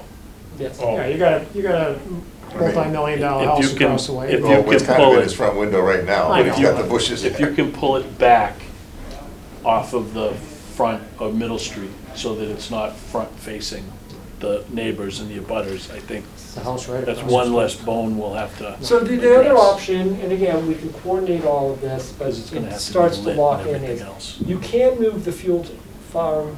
I was up gonna ask, further that back. there or where it used to be? Yeah. Or it is now? Well, Well, you can't put No? it here because you're gonna have vehicles coming out here. It's gonna be, it's not gonna, but it's gonna be a bigger chunk than what you have now with the tanks and everything. now So I we guess you can can, put but it now the tanks further, will be sitting up on top. we can put it further back here. And again, it's your town. You know better than I Can do. we put it on the mezzanine and then it could just gravity feed it? It could, yes. So, but one of the things that we know is that most of the DPW operations do not like the other departments coming in their territory. Okay, so by pushing the fuel island up front and stuff, it kind of keeps it, you know. On the other hand, we can find a home back here very easily. It's just that the police, fire, bus, and everything. But you guys might say, hey, that's okay, we get along as a town. Is there room near the salt shed? Well, that's what I'm saying, we would rework all of that. Why don't you do that? Okay, so we'll look at different Yeah, options for just look at the. the road going around, possibly the salt Yeah. out back. And for me, if you're looking to save money on a building, I would rather see less on the office, cut back on office space, and don't cut back on square footage for the garage. Can you go do the office? There's not So- much fat there. It's funny you mentioned that because we figured you might say that to us. All right, so Do you- Mike and I did look at it, and what we can do is just kind of forget that IT closet and storage for now, because they can find another home, I'm not worried about it. If we turn these, push these against the window, we can slide this way a little. What we do then is we line the cubicles up along one edge of the wall and stuff, and we can squeeze about 10 feet, 15 feet out of the office. Doesn't make for the most optimum office, but it still functions. It would be a utilitarian, practical office. Can you show us that? We can show you the reduced office, yes. Might be crazy, Gary, but conference room. How, does everybody come back there and break in for lunch? How often? Is there, Well, do you I- have to have a separate conference room? I wasn't part of this, I mean, yeah, right, the conference. I'm room, just the break asking, room. Yeah, I don't see why you, I hear you, Tom. Right, I mean, unless you get into a union type of thing, but. I would not get rid of your conference room. I know what you're saying, but we have to work on this. I understand that, but again, there's, I've got a question. Reducing, say, 100 square feet out, or whatever you want to do, out of the office, are you saving more money than reducing it out of another part of the, like the garage bay? again, we're gonna have to Because of look at, soft costs. there's a certain amount of, you're gonna get a structure, you're gonna get a structure. And whether the crane's swinging steel for 8 hours a day or 6 hours of the day, you're still paying for 8 hours. So Right. some of these things we have to kind of take a look at. When we talked about the office, I think, what did we reduce it by, about 500 square feet, was it? Or 1,000? Yeah, well, it's about 60 feet wide. Yeah, so we were thinking about, you could get about 600 square feet out of there. So let us take a look at it. I hear what you're asking Or could the for. file room go in the conference room? You know, both combined? And cut it down, just Right. thoughts. It looks like a lot of file area, I don't know. You guys, they want a lot of file area, Okay, so- I mean, you've talked to him, he knows Yes, better, but right? let us look at it. It's not impossible. We figured you might come back and say that. So we've already But laid that just a one square out. foot of finished space is a lot more expensive Than than. open area. Exactly. Yes. You know, and I, like I said, beginning, we're not gonna cut a big chunk out of anything. We're gonna cut a Right. little bit here, a little bit here, a little bit here, and that's gonna make the overall difference. And we gotta very carefully nitpick here. Yeah. And as far as the bathrooms, that is the minimum The for bathrooms are what the plumbing minimum. is gonna allow, Yeah. bathrooms are Okay. based on- Yeah. Sloped You roof, said we could go out of a pitched shower, roof, right? flat roof. or a shower. We Yeah, should, you could get we rid should. of- Shower. Yeah, you could get rid of a shower. Shower right away. Concepts. Hey, what about laundry? Yeah. Is anybody gonna wash your clothes there? Because I know at UMass they put in stuff like that, and it just sat there. Nobody Okay, did anything. well, again, if I reduce the office area and stuff, and this is where Mike and I were talking, okay? You may only get a janitor's closet, cut it in half, and I put the IT closet there. I mean, let us look at it. Yeah. If- You have if to have we an leave- IT closet, 'cause it's gotta be. If Yep. we lose, if we Air-conditioned. leave the That's laundry right. room, and you notice we make it a laundry room / janitor's closet. Even if you don't put the washer and dryer, I guarantee that's gonna be used. Mops, buckets, cleaning supplies, Well, all true, that stuff. but if we're shrinking, Yeah. your IT closet might, like you say, go there. Might have to shuffle, yes. Because I just don't believe that the guys are gonna be washing the clothes over there. Well, we got uniform service, so I don't know exactly what you'd be. Well, so do you Wash. actually have uniforms? Oh, yes. Okay, so you need a drop-off for uniform service. I mean, Uh, most of it, when we ever do uniform services, we have a laundry Yeah, well, basket. yeah, these guys need a big rack, they're not gonna put them in everybody's locker, I'll guarantee. No, no, I You understand can barely that. get it on the rack in the right spot. Usually we have it like as a drop box, like at the library where the guys put their dirty uniforms. Oh, what we have in. is a big, like a trash A tote, bin, that we yeah, throw all the yeah. dirty stuff in, Okay. and then we have a rack that they put it Yes. there, and then the guys, they don't really have a place to put it now, their clothes don't fit in Yes, the locker. okay. So we'll address that. And then, we had the discussion confirmed. I know exactly where Gary stands, and I won't even have to ask him for his opinion. Just talking about the roof. We've talked about flat roofs, pitched roofs. So is there a major preference one way or the other? They're both acceptable, I know where Gary stands. Flat isn't acceptable to me. No. I was gonna say pitched if possible, Yeah. but the pitched roof over the main garage area I see as a very big span. Pitched roof over the office area, piece of cake. Pitched area over the mechanics bay and stuff, piece of cake. It's not that big of a span. Are you look, Just But this, what's the span between, Like 105 feet. oh, that's not that big. No, and usually what we do is do a sawtooth like this, so you get clear story lighting, because we have to light the center of the place anyway. I mean, pitched roof in New England, Only Yes. way. Yeah. yeah. Membrane pitched roof or steel, Standing not seam. asphalt shingles. What we would end up doing is we'd probably use the insulated metal panels with the standing Oh, seam. yeah, that's fine. Because we get a 2-for-1. Then if you wanna Yep. put solar, or your satellites, or whatever you're gonna put on there, it's Which clamped down, metal's you're not fine. penetrating anything. So, were you thinking you're gonna put something on the roof if it was flat, you know, like? Well, if we air need to put conditioning any systems? condensers or anything, we either find it on the side, or what we'll do is we'll build a little flat spot. I mean, look, I'm not gonna guarantee that you won't have absolutely no flat area, because I know at Boxford, what we had to do in order to get the condensers and everything on, part of the slope roofs was flattened out so that they could put the condensers and the mechanical equipment up there. If you go to, kind of like an example of, look at Pride, Yeah, that. over back by the Right, bridge. like a- Or all There's, the at the vehicles. front of the whole building is a big front and back, they got a little cutout where it's Step out, flat, yeah. where they got all their equipment. I mean, with some of these, heat pumps and stuff, we've done it at the police station in the center of town. We put them on the wall, hung them off the wall in the back. They're up off the ground so people don't blow the grass right into them. And, Yeah, let us take a depending on look. how We'll work big of a with you on unit that, we yeah. need and how you do But it. you've given us clear direction, slope roof. Yeah. Now, the other thing too, I will just warn you, is we put slope roofs on that look like flat roofs, because we'll build, like on some of these garage bays and stuff, we basically build the wall up level, and then the slope roof is actually behind it, and we put 2 big scuppers on the outside. What's the point of that? Just Because you get the positive slope roof that you get, and it also, yes, it cleans up the aesthetics and makes, some of the detailing and stuff. Because at the end of the day, you're spending a lot of money on this, but might as well look nice too. But it's not, I would say, I would agree with you most time, but where this is sitting, No. the only people coming down are the ones that are gonna complain about something or get some solved. I Yeah, don't but You think get they- complaints, Gary? No, well, This once is in a while. the first town I've ever heard that's got a Most of the complaint. complaints come from people in Amherst complaining about the Amherst road. thinking they're happy. I think like Jimmy said, the pitched on the office area, because that's closest Mhm. to the road, am I correct? Yeah, well, if you go back to the site plan, Mike, let us work the roof. Yeah, We- we I'd get it. like to see it all pitched, I don't really care if it looks Yeah. flat, I mean, there's some, We have did- these historical area, we got a lot of Boxford barns and wanted the everything's same pitched, we thing. don't have the Everything big will be boxes on pitched, and top. you will, Is there any savings to a flat roof versus a pitched? no, they're about the same. Oh. And, So go with a Pitch, pitched. pitch for sure. Where do you put it? Sure.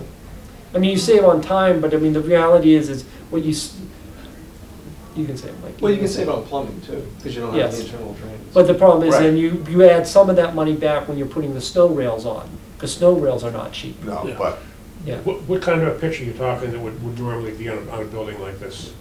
Well, you need a minimum like a 1.5. Okay, You know, so, but that, it raises the roof up pretty significantly. oh yeah, I agree, 120 feet, You you're know. talking a 50-foot span. Yeah, so, so it gets up there and stuff. Let us look at it, we understand what you want, we will figure out a creative solution to get all the things. Okay. Anything else, gentlemen? So, I guess the next thing we have to do is pick a date. Done an admirable job so far, thank you. Thank What do you. you, So what how do much- you think you need? yeah. We were looking towards the end of third to fourth week in January. Because at this point, we will bring our consultants on. Yep. And with the holidays, the next week and a half or so. So you're looking at something like January 16th is the third Thursday. I gotta, but that's really only, after New Year, that's really only a little over a 2 week and a weeks, half. yeah. 23rd? 23rd? 23rd or the 30th, yeah, one of those would be great. Because right now, we're still targeting for March that you guys need this all completed, is what technically our contract says. Right. I mean, March, April, I don't know if it matters to you one way or the other, No. it's your call. No, we like to see it for the end of March, more for publicity purpose, Right. to get the Okay. voice out. But for the, to get the actual, I mean, we have until Right, early April to actually get the article onto the warrant. right, okay, so I would say if we could get the 30th, that would be the best, because then I can bring all my consultants. in. Okay. So, Right, we'll try. 30th or the 23rd? the 30th. Killing me. I just like to watch you use your phone. 'cause I know you're you do. Really good at that. When- Same thing, 1:30? That's fine. There we go, Chair. Yeah, So the 30th? 1:30, I had 1:30, right? Yes, 1:30 works fine. So the other question I would ask is, plus or minus a few feet one way, are you basically okay with the building orientation now? The only reason I'm asking that question is because I would like to line up the geotech now, okay? And if you're saying that that basic layout is good, we can be within 10 feet or, you know, of where it's actually going. But I would like to get the geotech out there because that's going to be about a 3 to 4 week effort. Yeah. Okay. From a zoning point of view, I'm on the planning board, you meet setback on zoning for the simple reason that you're more setback than the existing building. Mm-hmm. So even though it's supposed to be 50 feet I think we're, what are we, 80? That's like 80 off the road. off of the road? Yeah, Oh, wow, okay, so you're more than adequate. right. And then we have parking in the buffer zone, but that's not a problem, right? Yeah, yeah.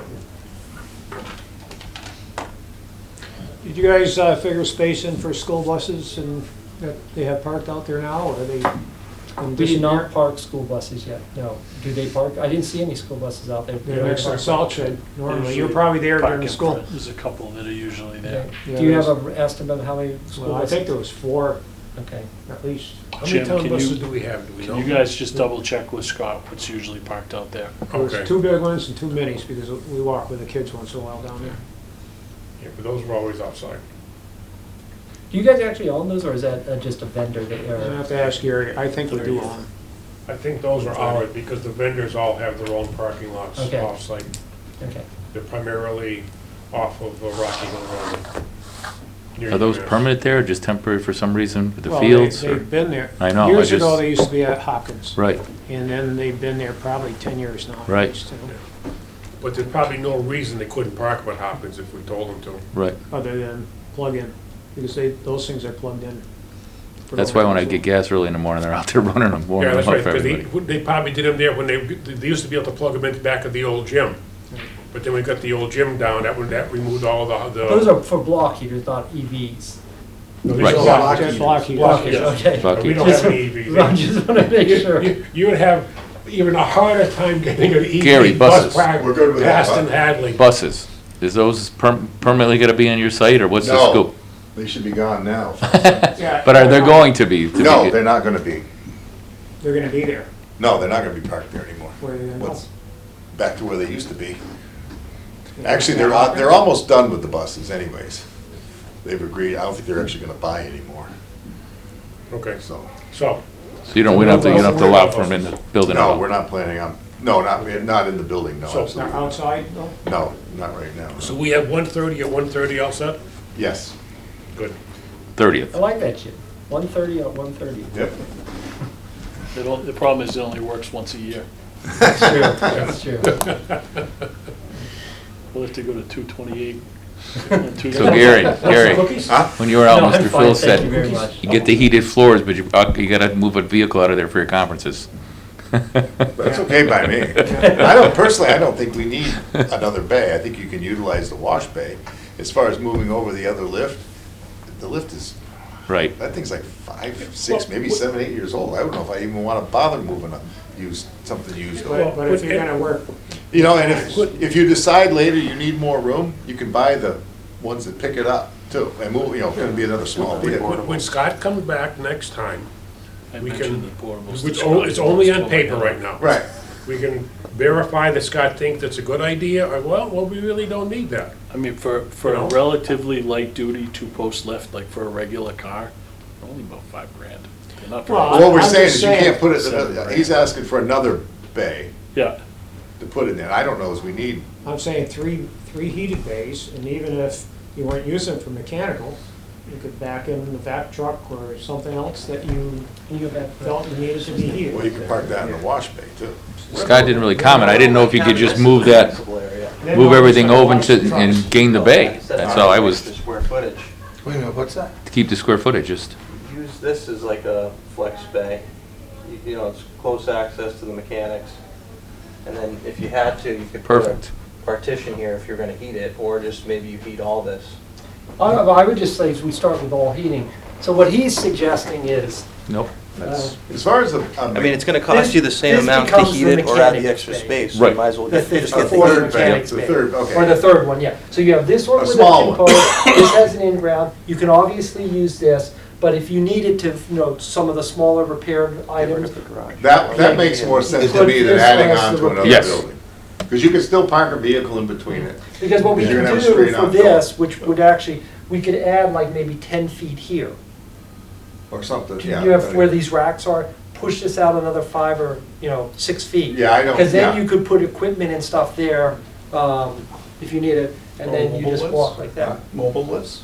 No, I would, like he says, even a thing, mobile ones we're not, I think. Even if you don't have a lift, I like Dave's idea because, let's say you're doing a motor job. It might take a month to get everything, so you've got a place, you can leave it for a month. A bay right And not close block up by, everything. Yep. closer to better. Yeah. So, the only thing I'm gonna say, and again, it's your operation, so you do what you want, and we'll do exactly what you want. Eversource does that all the time. They have a 20-bay garage, okay?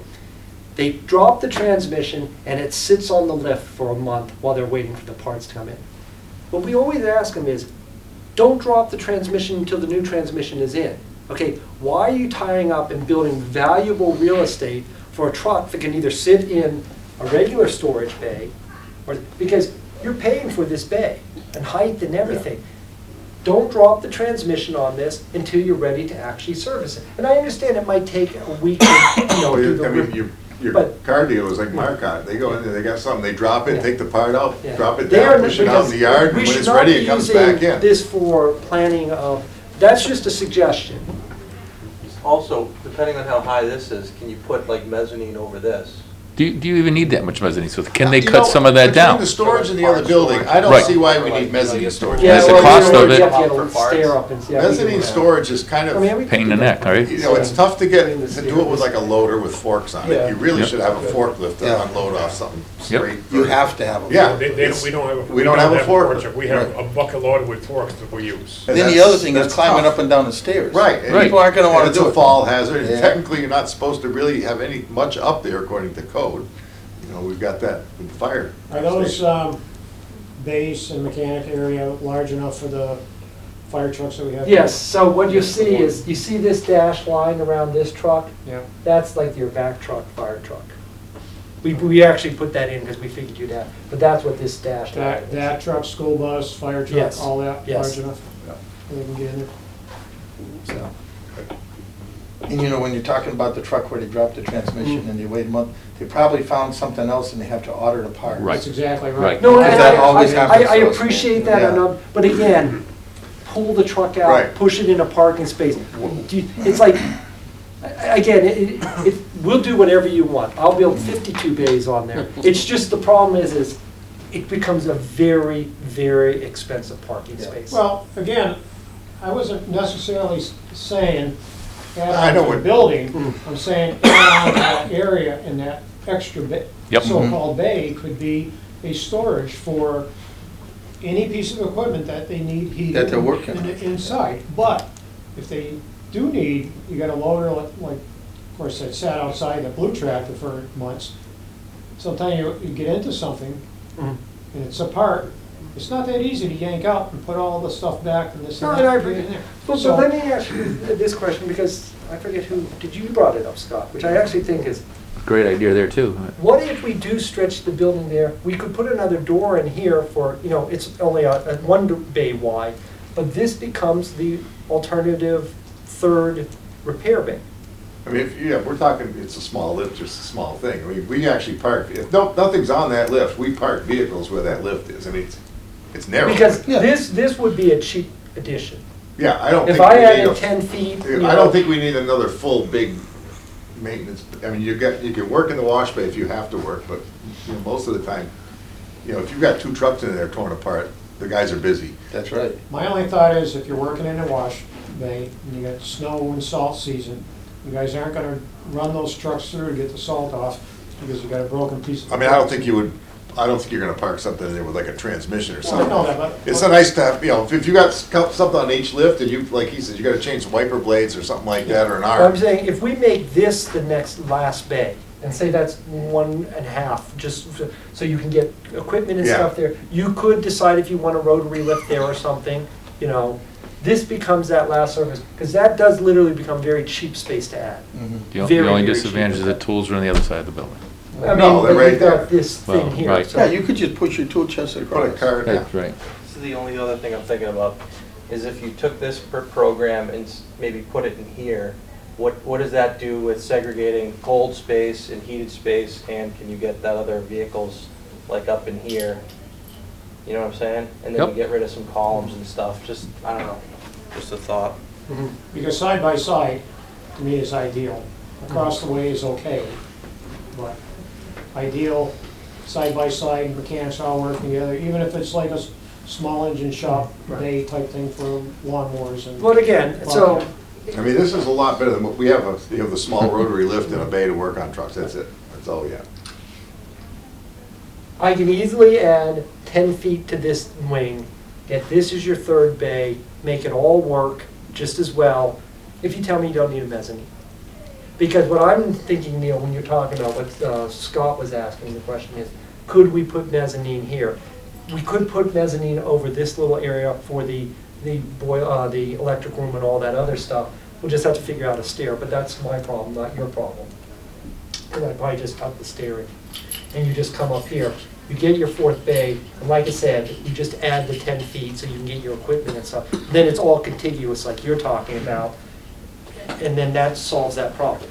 If you just say, I don't need a mezzanine. Yeah, I mean, personally, I don't see why we need a mezzanine. Franklin County, half of the floor space was empty, and the Yep. rest of it was junk thrown around.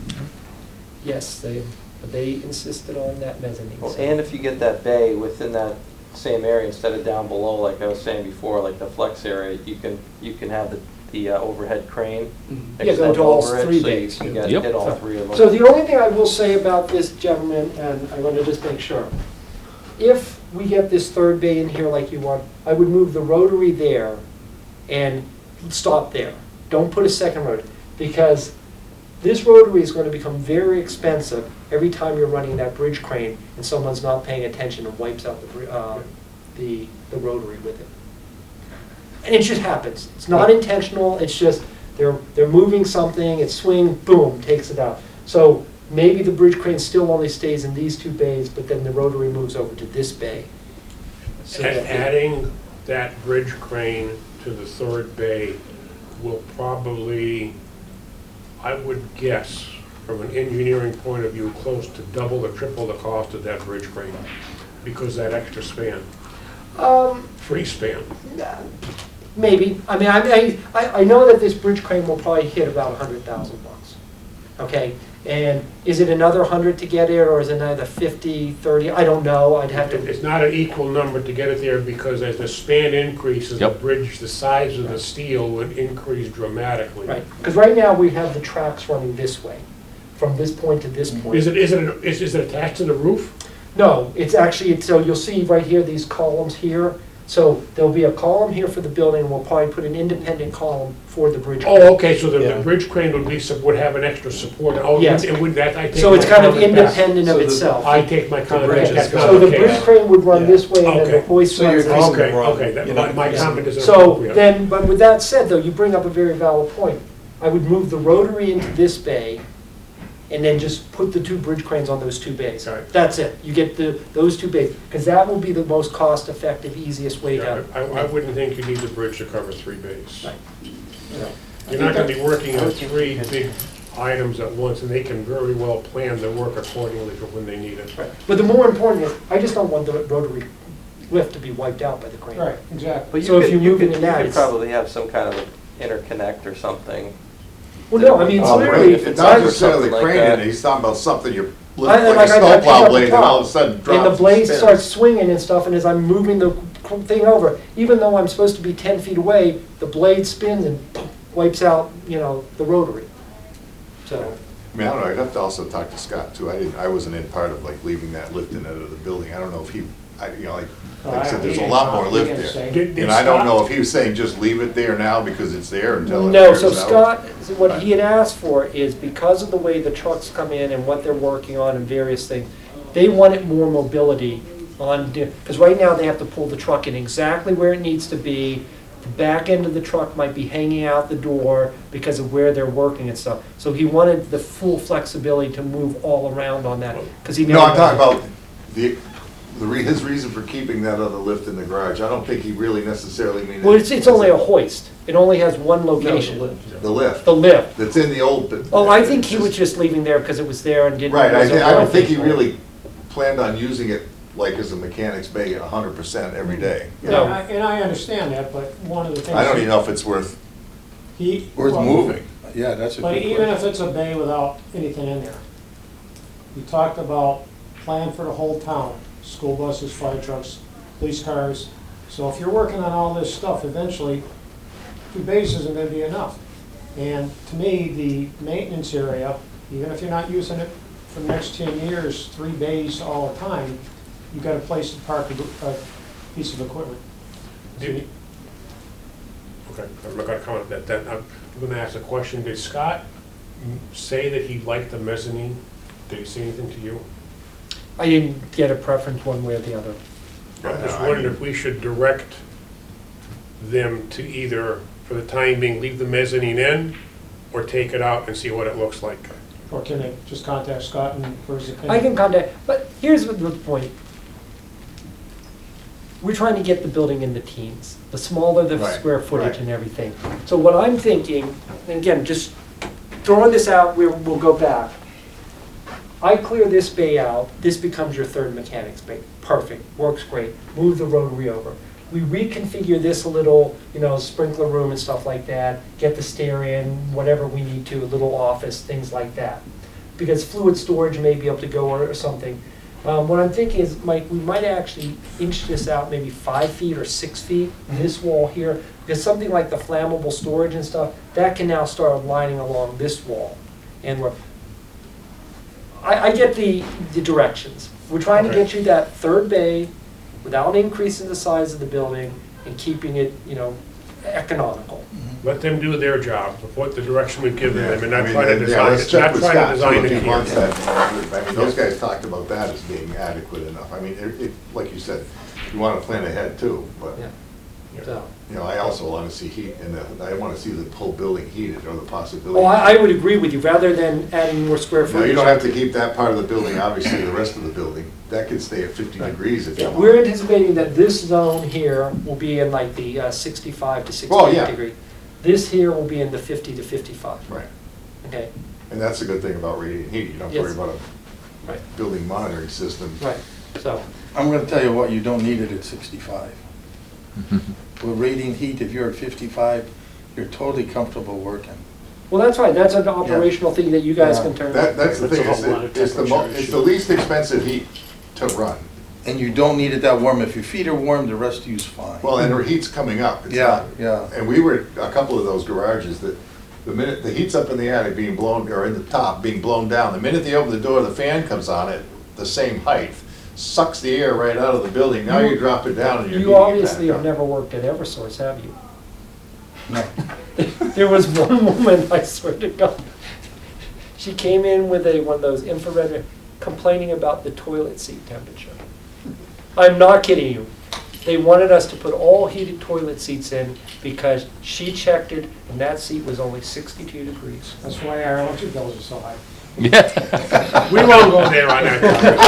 No, wait, they do own the electric company. Yeah, but we pay for it. So, thank you, gentlemen. So we will schedule for January 30th at 3:30, 1:30. 1:30, excuse He's me. right here. Wait a minute, Oh, we need We're a gonna call a motion. meeting. Yeah, hold Have a on. good one. We Wait a minute, gotta- Rob. No, we gotta call a meeting. Wait a minute, motion to adjourn. Oh, motion to adjourn. Second.